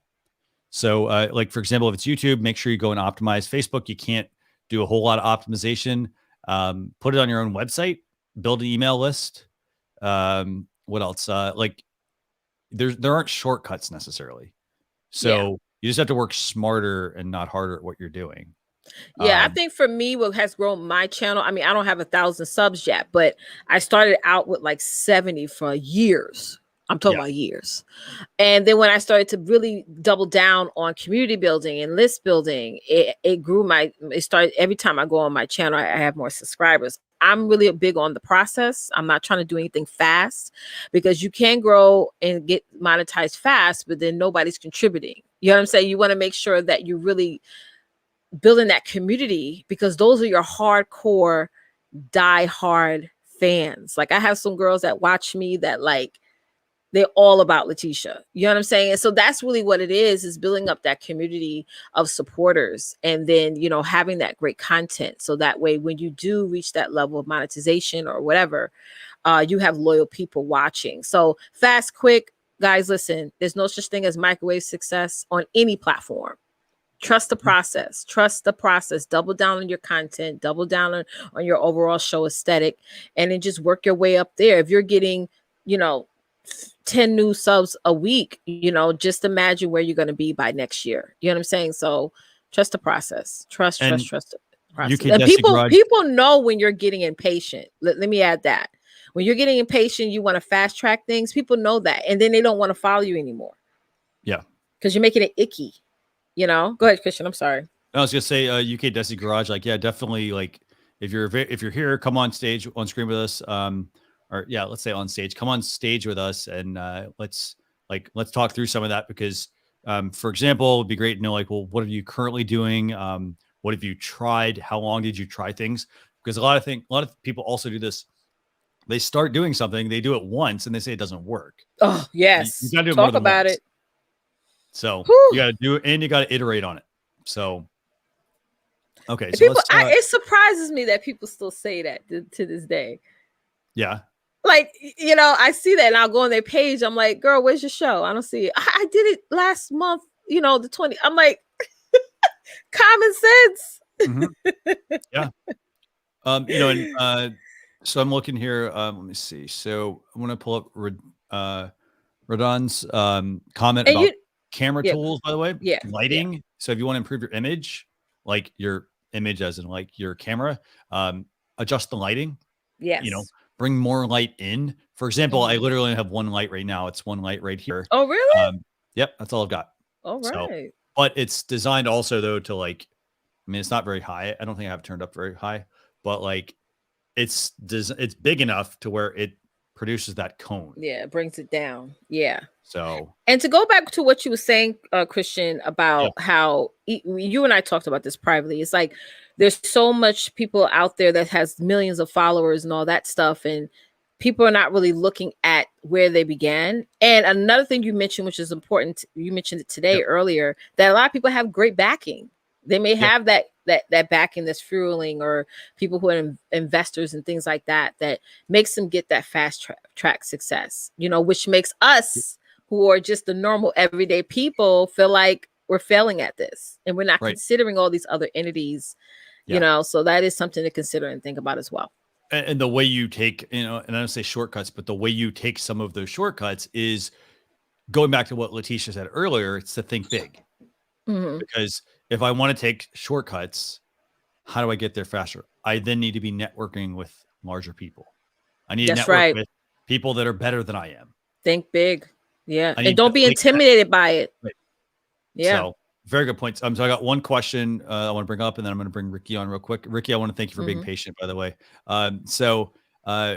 Lefty all around says, how do you move people around when they're on your StreamYard panel? It's as simple as just dragging the windows around in your StreamYard dashboard. That's all it is. So for example, I'm just dragging Leticia to where I want her to go and myself. That's it. That's all you got to do. And don't be a click gangster now. Don't just be clicking and moving people around, because that is annoying to the viewer who's watching. And everybody's just moving around and you're changing the layout. So stick to one. Like if I'm doing an interview, I would normally, let's say I have 3 people on, I would normally have the main guest as the premiere and the other guests along with myself on the side, so people can tell this is a talk show, you know. So just have like a main layout that you like to use. Some people like that side by side look. I don't personally. That's not my look. The like, I don't know if I should do it now, Tristan, like this. Right. Yeah. Yeah, right. I don't like that look, but a lot of people use it and they like it. And honestly, when I'm watching their show, I like it for them because it does work for their overall show aesthetic. So try to choose one you could be consistent with. Definitely, yeah. So let's do this. Let's go ahead and bring on. Let me actually turn this comment. Actually, turn that comment off, and let's. Bring on Ricky. Ooh, I gotta find it. I'll turn it off. I got it. Oh, right here. Bam. Awesome. So let's bring on Ricky. Here, I got him. So I'm going to bring on Ricky. Ricky, thanks a lot for being patient and for joining us. No problem. Thanks, guys, for having me. Anytime. So tell us, okay, so who are you? What's your show about? And then what question do you have for us? Okay. Hi, I'm Ricky. I'm based here in San Francisco. I'm an avid user of StreamYard. We've been using it for probably about 9 months now or so. Yeah. Literally right after when COVID hit, we started looking into different platforms, and when I came across StreamYard, it said this is it for us. So we've been a pro user since. We probably produced over, I don't know, dozens of shows right now, and I'm actually the technical director and executive producer for about 3 or 4 shows. I'm working on maybe 2 or 3 more that we're looking into. So one of the shows that we produced is called G Talk. It's kind of like online version of The View, where we have about 3 or 4 female hosts. And what we do is we cater to the Filipino market, where we are able to interview high-profile celebrities in the Philippines. To the point that we've gotten so big where their PR people are coming to us now. They want to be interviewed. They want to be featured. And we we do everything recorded. We have not done anything live streamed because sometimes our interviews can be anywhere from an hour to 2 hours. You know, viewers do not want to stick around that long. So we edit it down to hopefully at least 30 minutes or less if possible. So one of the things is because we never have a lot of time to do any tech checks with these celebrities. So when they log on, so when we have like check their lighting, check their audio. But one of the things I asked a question earlier on the chat is when they come on, when I bring them onto the screen after we introduce them, it would be great if there's a way that I can pop them into not this layout, but the layout that Leticia talked about, where they're featured with the guests on the side. Like, Oh, which one? yeah. No, that one. No, the other one. This one? That one, yes. So, for example, if a last person comes in and I automatically click that button, they go to the side. They don't go where you are, Christian. I'd have to move them. I'd have to either drag them, or I'd have to either drag them to position 1 where you were to get them on that spot automatically without drag and drop. It's kind of like what Leticia said, where people don't want to see all the drag and drops too much. So I try to eliminate that by hopefully getting that person on this screen automatically from once they jump on, if that makes sense. Yeah, that makes a lot of sense, actually. So you basically, I'm going to make a note here. So you want to be able to specify which box a person is brought into when you bring this particular layout, yes. On screen. Okay, perfect. Because normally what happens is I have everybody on screen, and then when our hosts are talking and they're about to, the guest is about to answer a question, I have to do that. I have to switch it. And of course, I'm trying to eliminate that because we're doing a lot of editing as well. Yeah. Okay. No, I mean, is there a workaround about that? I mean, if you've heard of anything? I don't know of a workaround actually of that at the moment. So, but I did make a note of it just now, actually. And so if I get any feedback, if it makes sense, why to do it? Why it's a request? No, it makes a lot of sense to me, actually, because it's reducing friction. It's one less thing you have to do. So exactly. No, that makes a lot of sense. So do me a favor, shoot me an email. Okay. Marketing@streamyard.com. Just put in the subject, just tell me a little bit about your show. Okay. Okay. So that way we can learn more about it. Okay. Awesome. Great. Yes. And then also, we've also noticed recently, and I just noticed it today when I logged into your broadcast, is there's a question asking to be logged in through Google, through YouTube or through Facebook. And we've had a few issues where some of our guests don't have either. So what are other ways to work around that? That's a good question. Because we've only noticed it recently. We didn't have that problem in the past. It could be also a change to Facebook and YouTube policy. Yeah. Like, I'm not sure. I'll make a note of that as well, just because I think it's a good question. So basically, you want additional authentication options. Yeah. I guess. I mean, if there's an option just to add someone's email or something, or cell phone number or so, I don't know. It's just the only 2 options was to log in with your YouTube account if you have one, which most probably is going to be your Gmail account, right? And Facebook. And we had a recording the other night where the celebrity, he doesn't actually have his own. He has his peer people do all that, so he doesn't have a personal account. Ooh, I see. We had to work around. We had to work around all that just to get him on screen. Okay. Yeah. No, it's a good point. Actually, I made a note. Actually, anything you want to add, Leticia? I mean, I think your authentication, double authentication, has to be on StreamYard. I think if you turn it off, then anybody can hop on. Is that the case too, Christian? I'm not entirely sure on that part, actually, but okay. But that's a good question, actually, about authentication. I'll see what we can do, if we can change that or enhance it or whatnot. Because logging on today, this is the first time I've actually seen that option. I've logged in before. I'm normally the host, so I don't normally see it. But today I finally saw what everybody's been talking about. Okay. Yeah, I'll see what we can do, what we can come up with. Again, shoot me that email, and we'll see what we can come up with for that. Yeah. So, okay, great. Okay, awesome. And then also I have another sort of share that how I also use StreamYard, not just for live broadcasting or recording. I'm also a videographer, and I'm also a sound engineer. So I actually got to use StreamYard to record a voiceover talent who I couldn't get to because of the pandemic. I couldn't get into a studio. I couldn't do anything. So I actually used StreamYard to record her as a recording studio. It's like I'm in the booth and she's in the booth. I'm behind the deck, and it worked out perfectly. Nice. That's right. So can you tell me how you set that up? Basically, and it's funny because it was also a celebrity that I needed to record. So she only had her phone and her regular iPhone earbuds because, of course, if she used her phone without the headphones, I'll get a lot of echo, a lot of background noises. So I said, let's try your earbuds, and it worked out perfectly. Of course, the quality is okay, but I can tweak that on post, where I can add reverb, I can add bass and highs to and everything. But it worked out perfectly. Literally just her iPhone and her earbuds, and it worked out perfectly. Yeah, awesome.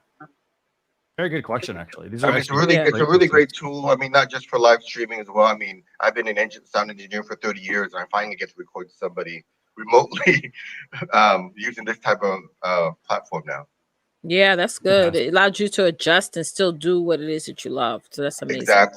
Exactly. I'm also into media monitoring. I'm not sure if you guys know, if you're Christian, you're in the marketing department.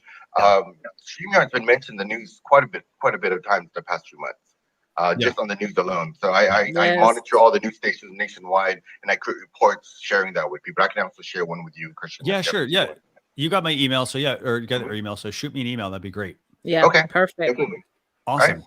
Right. I've been seeing StreamYard a lot, especially on ads a lot. So that's great. Yeah, a lot of the new shows are all using StreamYard now. It's great. That's right.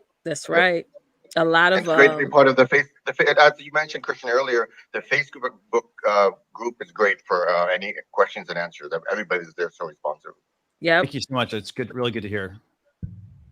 All right. Thanks a lot, guys. Awesome. Thank you, Ricky. Have a great day. You too. Bye. Thank you. So let's do this. Let's shoot through just a couple more questions. I think we got one more guest at the moment, and then we'll I think we're gonna do a giveaway. Yeah. So let's do this. So Coach Eric has a question. How do you build your list? So first thing would be to sign up for an email marketing service. Lots of options there. A lot of people I think start with MailChimp because it's free to a certain number of subscribers. The thing I can't stress enough when building an email list: segmentation, and you need to regularly clean your email list. It doesn't matter that you have 20,000 people on your list if they're not opening your emails, because you are paying for all of the people that subscribe. Those subscribers. That's right. It does add up. So that's right. And the next thing is that look at, if you're going to choose an email autoresponder, choose an email autoresponder that is going to grow with your business. So you could start off with MailChimp, but let's say if you find another one that gives more options, more features and things like that, maybe it would be a good idea for you to invest in that, because the thing is about exporting one list to another platform is that those individuals, and I looked up this law, actually, it's called the Can-Spam Act. And if you decide to switch systems, let's say you have 1,000 emails on MailChimp and you're trying to switch it to ConvertKit or something. Those people have to resubscribe back to your email list because now you're using a different system. You just can't add them and just randomly send them emails because that's breaking the Can-Spam Act law. So, expensive, by the way, it can be. It's over 40,000 per violation, Christian. I looked this 40,000, 4,000, 5,000. It's a bunch. It's 40,000, over 40,000.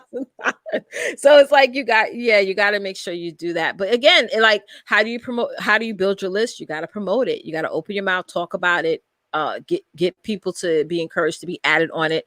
I know your business coach Love, so maybe you could recommend a freemium. I know you probably got tons of ebooks, PDFs, checklists that you could say, hey guys, if you thank you so much as a gift for watching the show. Join my email list and you'll get my Better with Coach Love ebook, and it teaches you how this and that, to get people, because you got to give people an incentive to join your list. So that's definitely. And so a couple other good questions here. So the Poltergeist, and this is a really cool. That's a cool channel.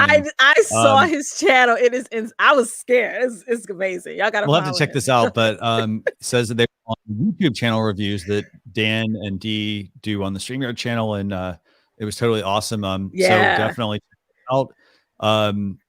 Coach Erica asked, "What name is better, at Coach Erica Love or Better with Love?"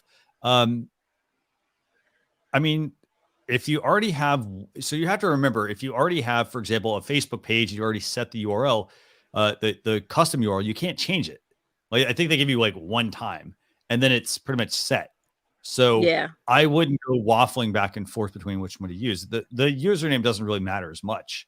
I like Better with Coach Erica. I like that one. The Coach Erica Love or Better with I like Better one? with Coach Erica. Or getting better with Coach Erica. I like that. Since we're talking about names, check out what some of the other coaches do as well, and see if there's something that works. I wouldn't get too like cute with it necessarily. Yeah. Because again, I mean, it's the name that people that they use to find you. That's right. But they're going to look up your name, or they're going to look up like something that's easy for them to remember, and you want to make sure then it's not, well, it's this on this channel and it's these on this other channel. So yeah, typically want I don't like sure to use my name or my stuff because everyone spells my name wrong. So I never really use my name in my titles. So that's another thing you got to consider. People can spell Christian, right? But Leticia, they'll spell it Leticia, and I'm like, no, that's not how you spell it. Yeah. Yep. Yes. So a couple more questions here, by the way. We've got Colin Coleman's asking, how do I enable Facebook comments? They don't pop up on our chat. Yes. So part of that's you need to just connect the destination through your stream. So if you're not connecting the destination, they wouldn't appear. So you need to connect the destination in your StreamYard dashboard. So you create the broadcast, and then as you're creating the broadcast, it will ask you which destinations you want to add. So definitely check that out. Let me see what else we have here. I think I just missed one. Somebody said there's a loading circle. Two people said, Pop says a loading circle in the middle of the broadcast. Maybe you just got to refresh or go out and come back in, because Christian talked about that earlier about the delays. Let's see. Good question, actually, from do you recommend using headphones when doing live from your phone? Yes. But you have to keep this in mind. So because it's using the browser, you won't be able to use an external mic. So plug in headphones. It'll use, like if you're using the iPhone headphones, for example, it'll pick those up. But if you're trying to use like Bluetooth, for example, the Bluetooth ones sound like AirPods. They sound great to you, but they don't necessarily sound good to everyone else because they have mics and they're basically like listening around you to improve this audio. So definitely wear headphones when you can, especially on mobile though, because remember, like just because you're holding the phone up, there's also any sort of noise in that phone, it's hitting that microphone, and the microphone potentially sounds bad to other people. So. Exactly. So I was watching a celebrity do an interview the other day, and she had the wireless, and her sound was horrible, and she had to switch to something like this, because I personally like to use these headphones for my phone because this is the mic, and it'll just pick up the sound around here versus the Bluetooth ones where it's like everywhere, Yeah, and I'm not sure. IRC's saying like, this loading circle thing you mentioned. I don't see that at all. I don't see it either. Let me go back to the stream on So my guess is it could be your internet, maybe. Mm-hmm. By the way, Remy, thanks a lot for joining us. Okay, so hey Rem. Let's see. Hey, go ahead. That's weird. Why? That's interesting. I'm seeing a couple of people say that. That's interesting. I see like I'm gonna check on Facebook. Very interesting. Okay, so USA Live, bring in a second here. And then we got one person saying, have the destination set up, they just still don't come up. Is there something that requires permission? I'm seeing it, Christian. We're playing, but I'm seeing like the round circle, and it's going like this. Yeah. Let me go check that out actually real quick. Give me a second. I'm gonna go check this out real quick. Okay, Christian's gonna go check it out. Since the moment, I just want to say your hard work. Cheers. Thank you. So let's let Leticia, you go through the comments real quick. Yep. Okay, so let's bring on USA Live. Awesome. So let's switch the view. So I'm gonna let you go ahead, take that one while I'm looking up this Facebook circle. I want to see what it looks like. So how are you, USA Live? Let everybody know who you are and what you do, sis. Hello, everyone. How are you? How are you doing? This is Salamat. And of course, welcome to Leticia and Christian. Thank you. I do tutorial, live stream, unboxing and reviews, and everything else. So I try to incorporate everything that I want. So anyway, the reason I am here is because I would like to ask Christian and you again to do an overview with my channel, because my channel is still under construction, and I did everything. I did every suggestion that both of you have actually given me. So I did my channel art, my YouTube channel art. I also did only few, because I don't have a whole lot of time for my thumbnail. And like I said, it's still under construction, and I need you to check it out if I did at least somewhat okay with my channel. I did the customization like you have suggested to arrange it, and also the live stream, like where we customize, and then of course I did the YouTube channel art where everybody can see exactly what I am doing in my channel. So I don't know if I did it correctly, but I did what you suggest. So which channel is it? Let's bring up one of the channels. USA live stream. Okay, let's see. Hi. Let's see. Where did it go? Number one fan. Yes. Did you see my StreamYard fellow? I saw. I was about to say you got a whole brand new whole collection background. there. Wow. Yes. That's from Christian. Awesome. Yes. No, thank you. I'm glad you got that. Thank you. No, you said display it, so I said, I need a cup. Let me join in. Okay, guys, so we're gonna I'm do. pulling up the Go ahead. channel.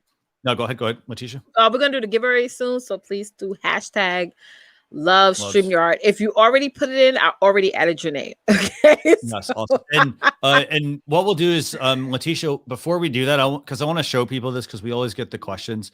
We will make sure we show people like how we do that, because like it's a bit of a process, but we'll show you how we do the giveaway. Okay, absolutely. So let me pull this up.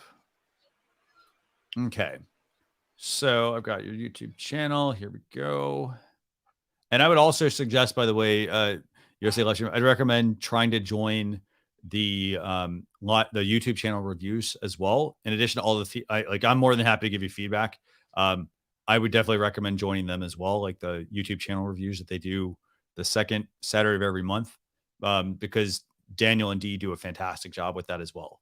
So, okay, so here's your channel. Okay, so I'm going to go to this USA live stream one, right? So let's pull that one up. Okay, so we got some hashtags. Okay, so which one do you want me to look at? Well, remember I changed my YouTube channel art, because before it was just plain.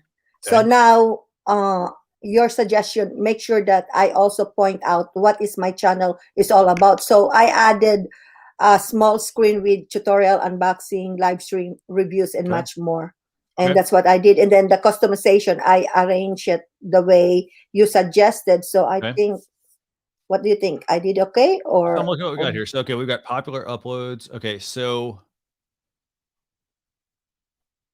I would say this.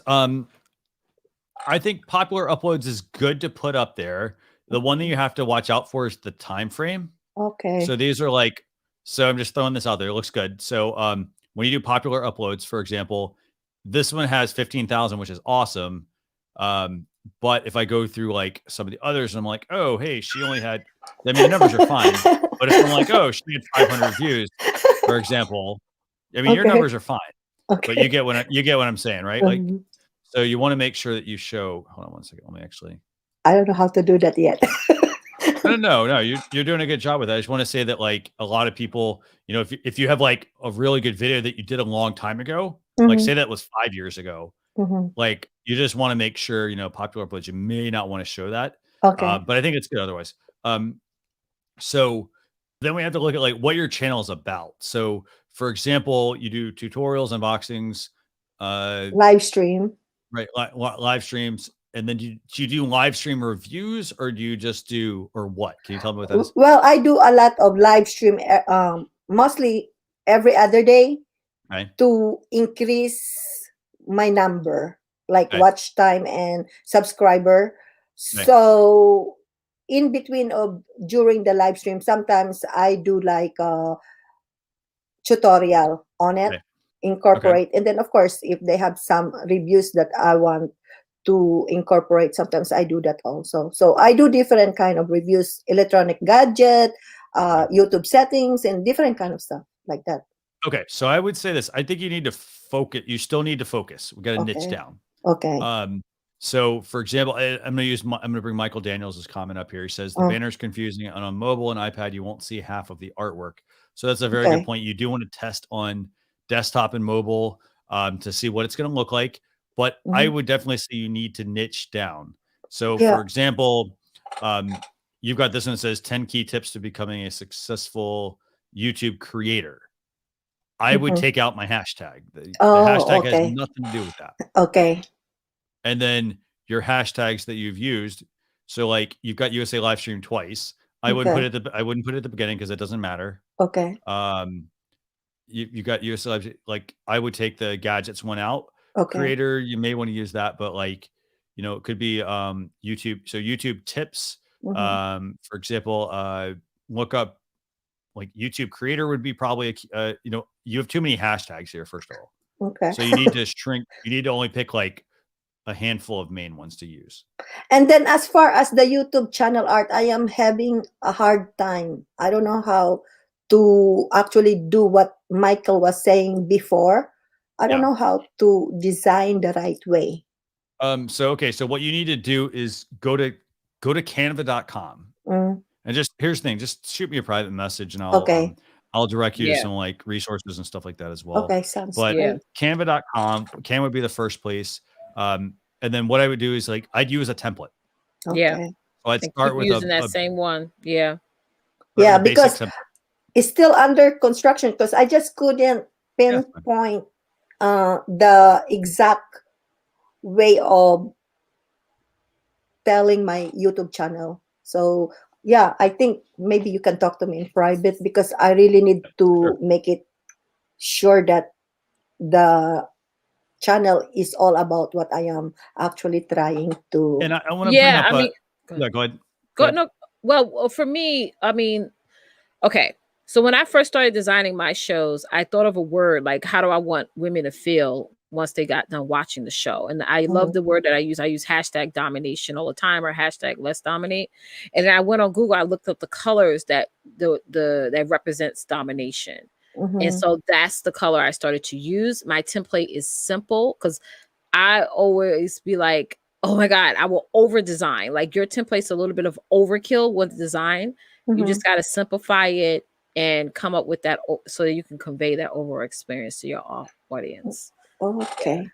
And then on that videos, I created a sample for you to look at. Just click on the videos and I experiment that thumbnail. I don't know if it is right or wrong. I just want to make sure. So this is what I wanted. I brought up this channel, but I want to bring up a couple of points here real quick.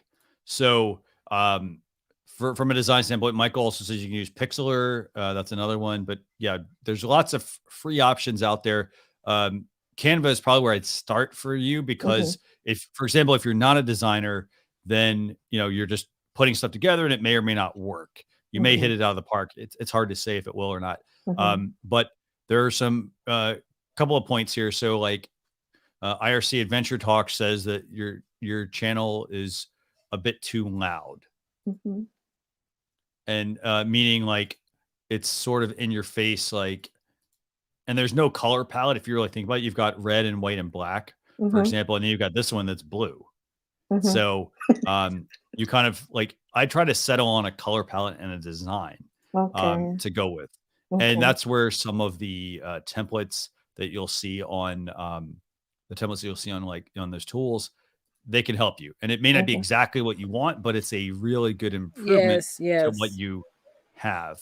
You got to think about the audience. I think where you're getting confused is like Christian said, you got to niche down and figure out like what's the main topic, the main theme of the shows that you're doing or the video content that you're uploading.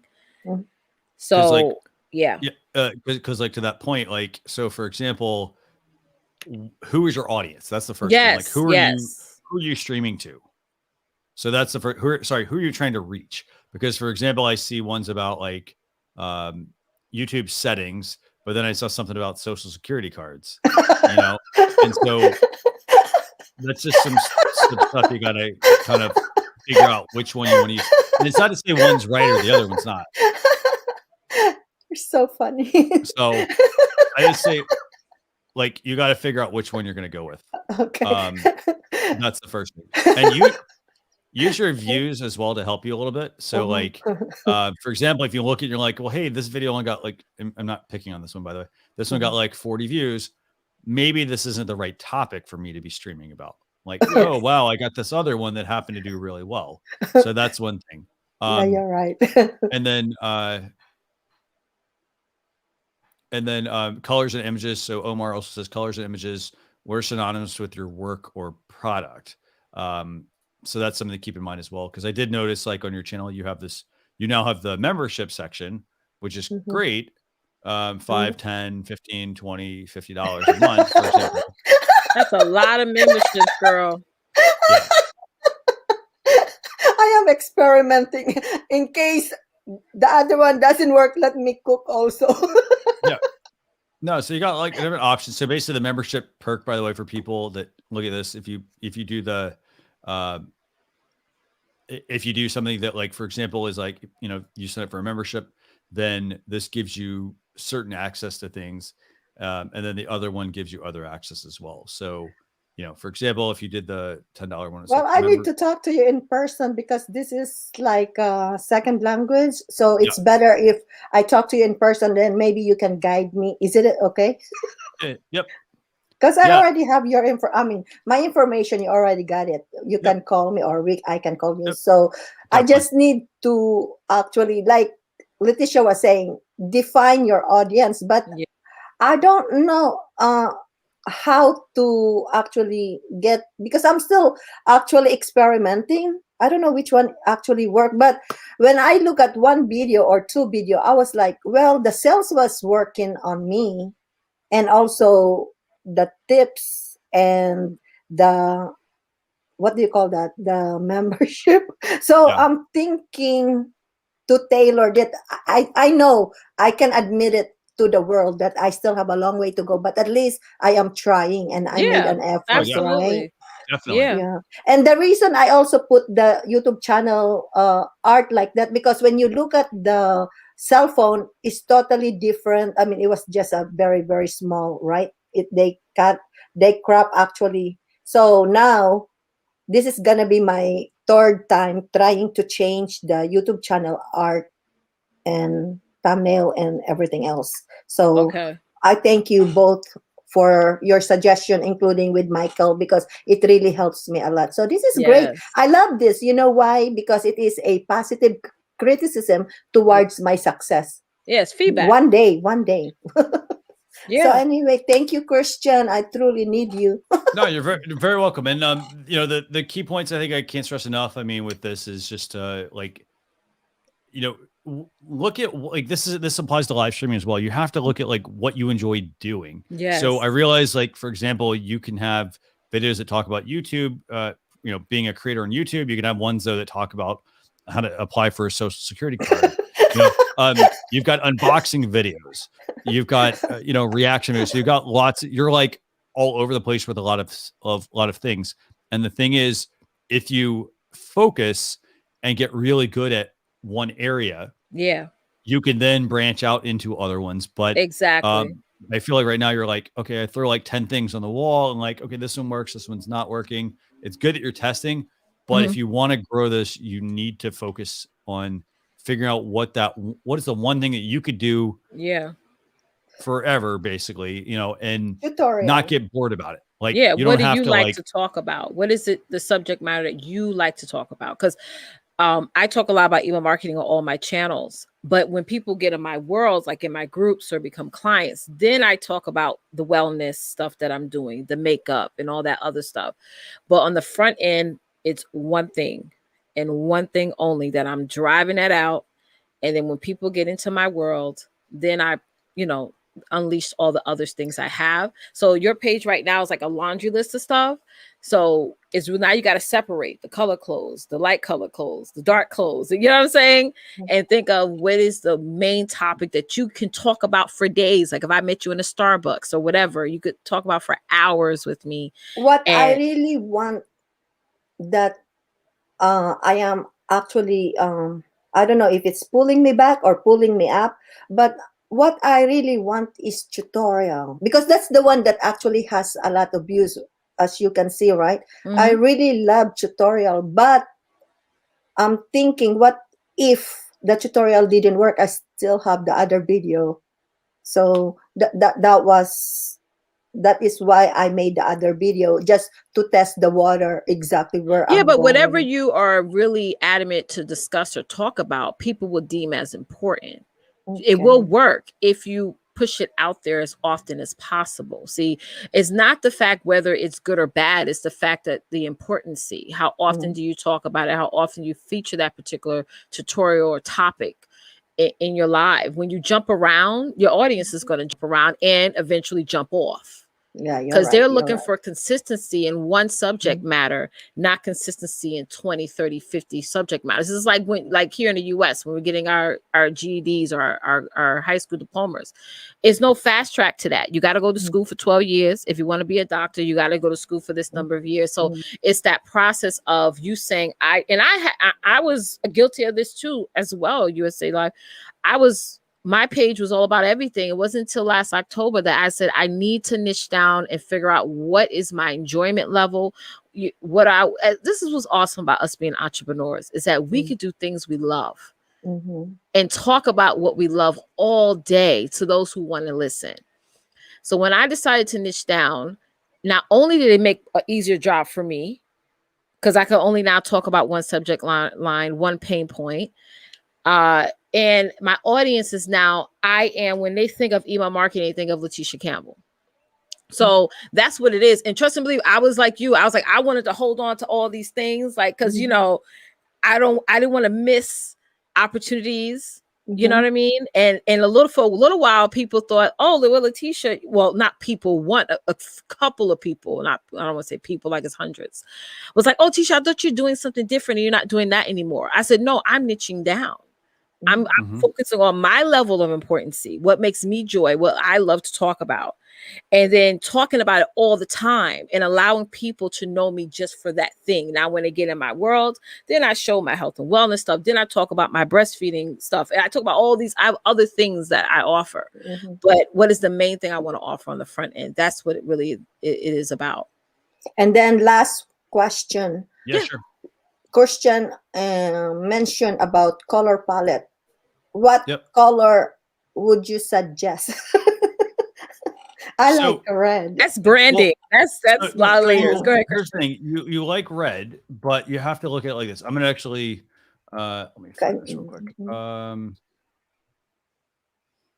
Okay, so you like red, but I will say there was a comment here that talked about, like, for starters, you don't want to compete too much with the YouTube channel red. Exactly. Okay? Think of a different shade. It could be Yeah, go ahead. No, go ahead. It could be a darker shade of red. Like for me, I like purple, but I use eggplant purple. You know what I'm saying? So that I have for my team, I give them the color, the hex is called the hex code for that. So I will go a little like, because when I think like bright red, I think, oh, she's going to have a sale, girl. We're going to get some discounts. We're going to get some free stuff. And if you don't want to go to discount free stuff route, don't use that red. Because when you go to the mall and you see red, that's what you think. Oh, this is on sale. This or it means going out of business, actually. Oh, yeah.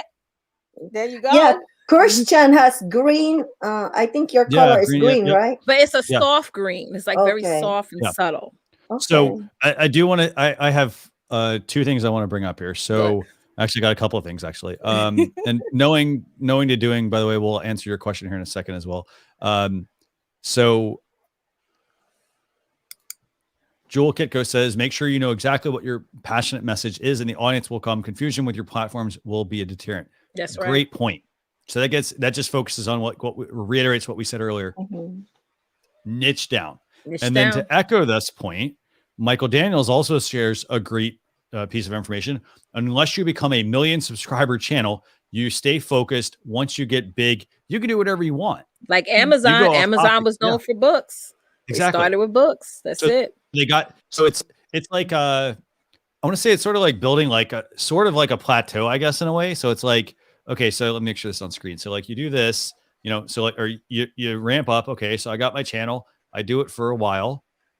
I get really good at it. And then when I get to a level where I'm like, okay, I'm ready to take that next step, I take the next step and I do some more and I do some more. And then it gets bigger and bigger and bigger. Yep. However, instead of, okay, do this, like lots of little steps, you can do a lot better, I think, if you niche down and focus on one particular area. Exactly. And the other thing I wanted to show you real quick is I brought up this. So if you go to youtube.com/hashtag and put in one of the hashtags that you used, for example, you can see there are 29,000 videos. There's 11,000 channels. No problem there. But, you know, you were talking about design. And if you look through these different channel thumbnails that show up, they all have a very specific design to them. So I'm not saying copy them, but I'm saying that like you get an idea that like, okay, this is what their thumbnails look like. For example, they're not terrible. Like they're not too busy. Like this one's a little meh, but like, and I say that because it's like, it's busy. There's a lot of stuff on it. But you look at most of the other ones, like they don't put, you know, they don't put all the text that they want on there. They put like an object that represents something. And then there's some text that goes on there. And I guarantee most of them made it in Canva. I guarantee, or some type of free app. Yeah. You know what I mean? Yep, they probably use Canva, or there's it's called like, see a lot of templates. Like there's one I see here, like this one is Thumbnail Blaster, for example. Yeah, you know, which is it's just an automatic tool, you know. So yeah. So recap. Yeah.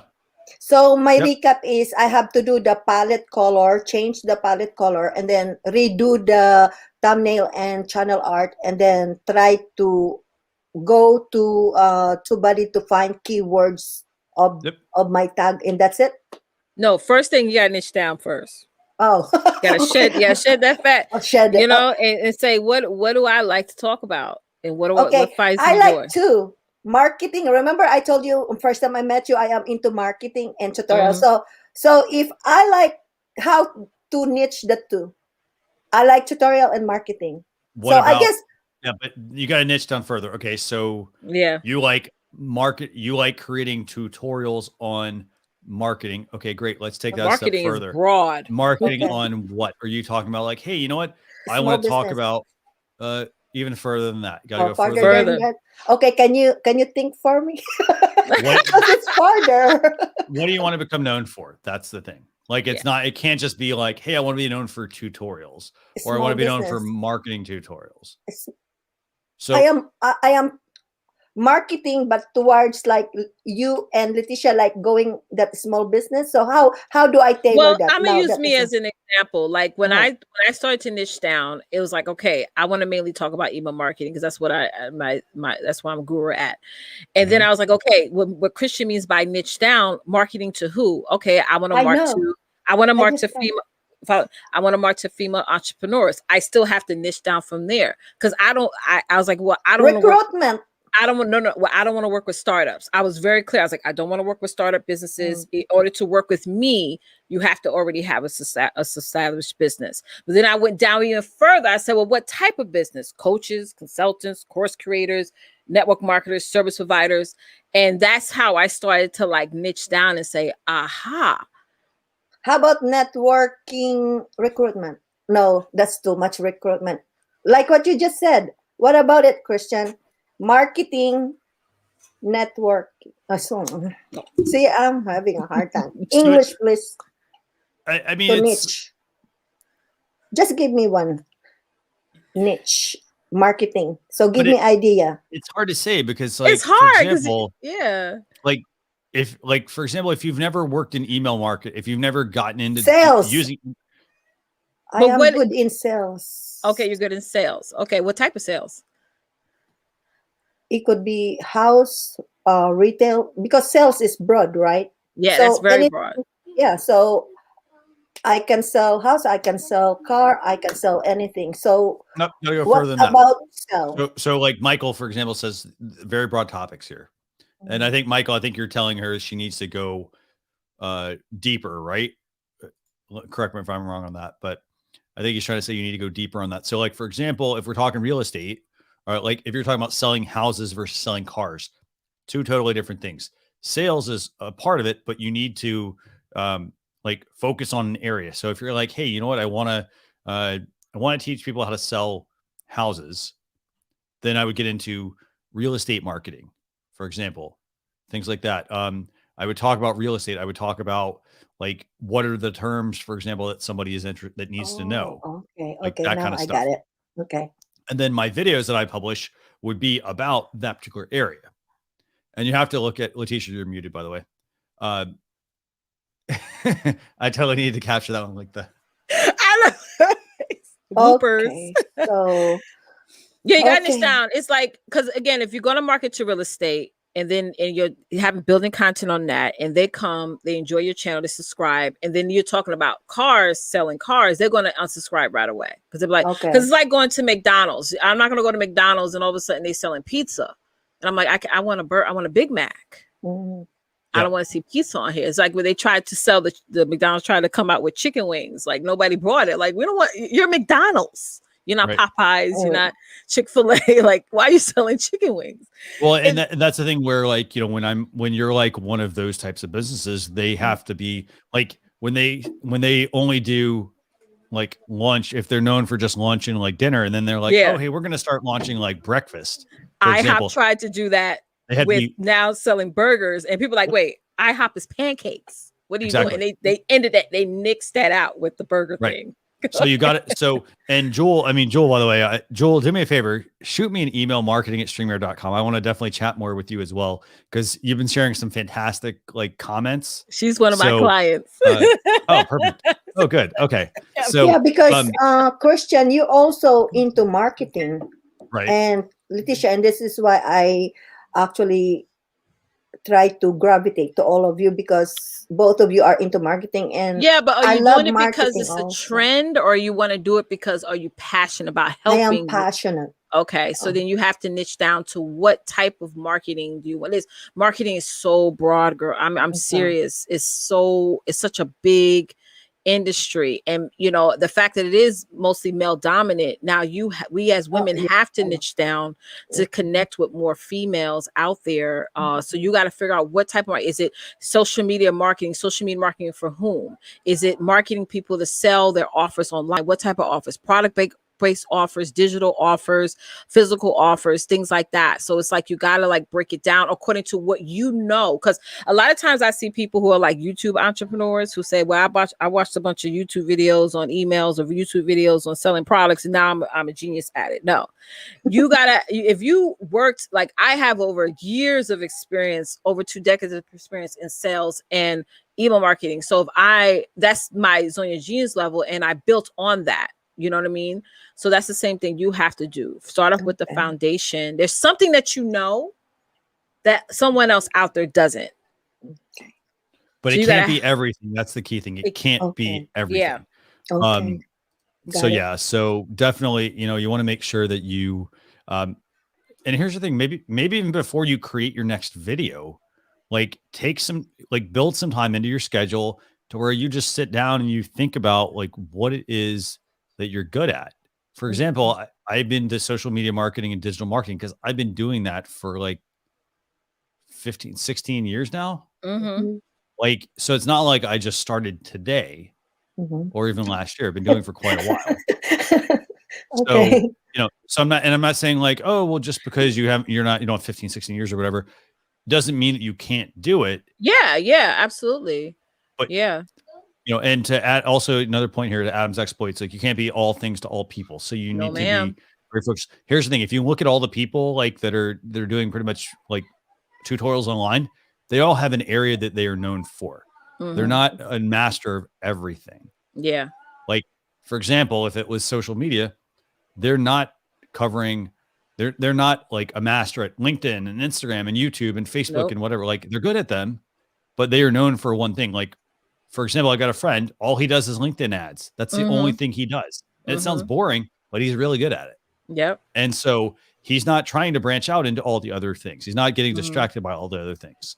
So actually, I joined in the year of 2019. So everything until this day is experimenting, trying to find everything. So now that I got both of you, so what I'm going to do is, like I said, niche it down and then try to correct everything that is actually need to be corrected, especially the front of the YouTube channel art, thumbnail, and then niche it down to what kind of topic do I really passionate about.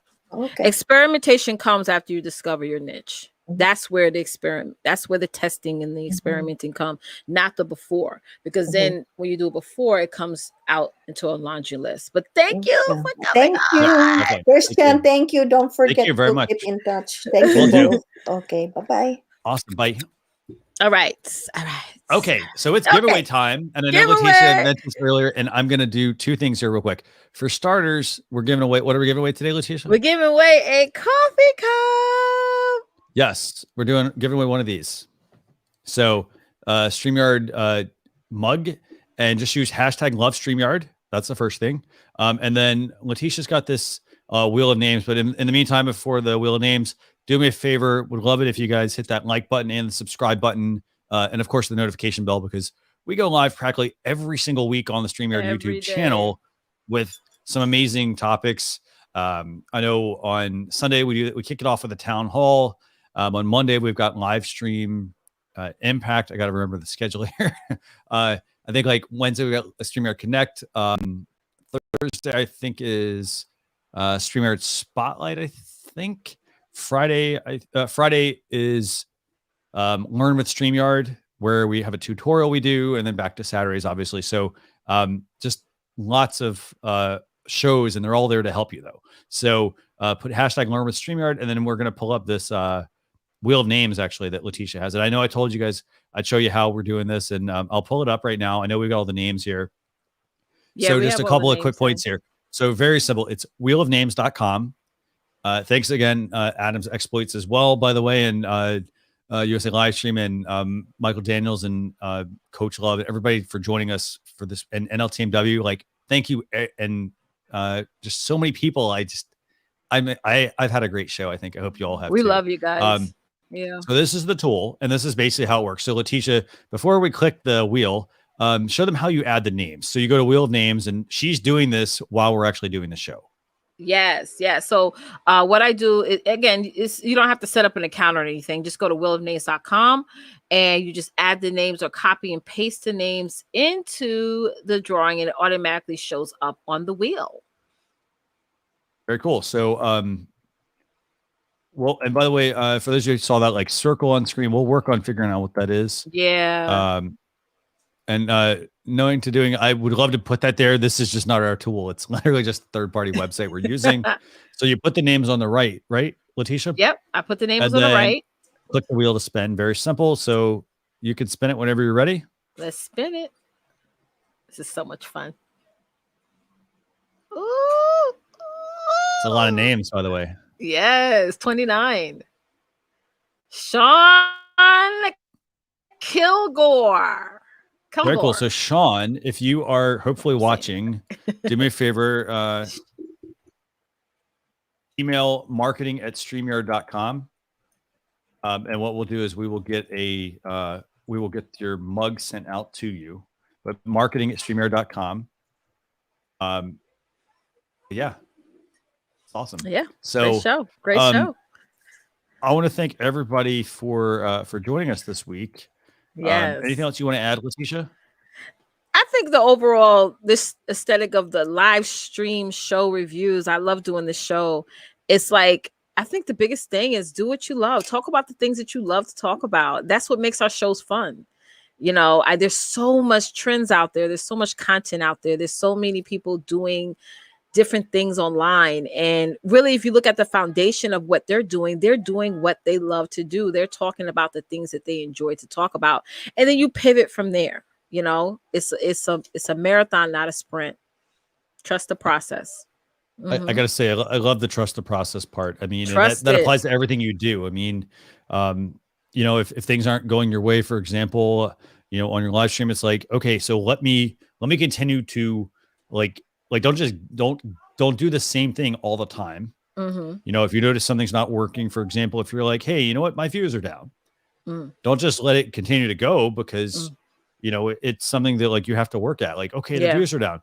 Maybe it was like you have to start looking at things like, for example, did I go live on a holiday, for example? Oh, hey, the weather outside is changing. That means people might be, fewer and fewer people might be in front of their computer, for example. So they might be more outside doing things. So that's going to change your numbers. Do things, if you're like, hey, you know what, I'm not getting people to tune in. Or are you building an email list? Are you promoting your show? If you get guests, for example, on your show, don't be afraid to reach out and ask people. Ask them, for example, to be a guest on your show, like, so that way you can bring new people in. Experiment, for example. So if you have a certain type of show that you run, you're like, you know what, I want to see if I want to run a second show, but do it for like a month. Don't just do it one time and say, oh, it didn't work. Yep. So that's right. Don't play the compare syndrome, because while we're trusting the process, you're also looking at what other people are doing and you're like, oh, I wish I had this, or maybe I should add that. Sometimes you adding on an intro may mess up your flow. So maybe not add it. You know what I'm saying? So it's okay to take things away. It's okay to say, well, example of USA Live, we do struggle sometimes with niching down because we may want to talk about 5-10 different things, but we also got to think that in the people who are watching or viewing our channels, what are they thinking? That's what we have to think about. And don't let that one negative comment or even that 2 negative comments stop you from moving forward, because you're going to have negative comments. I'm just being clear.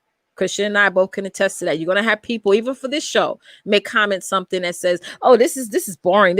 Okay. You're not showing up for the people who are thinking it's boring. You're showing up for the ones that are going to show up, watch you every day. So keep that in mind as well. No, definitely. Yeah. So, definitely, and I want to thank everybody for joining us this week. I mean, this has been a fantastic show. Yeah. Again, I mean, this is almost 4 hours long, but, I love doing this, yeah. And so as long as you keep bringing the questions, and joining us, more than happy to always keep doing these. So yes, we'll see you all next Saturday, right? 12 p.m. Eastern Standard Time.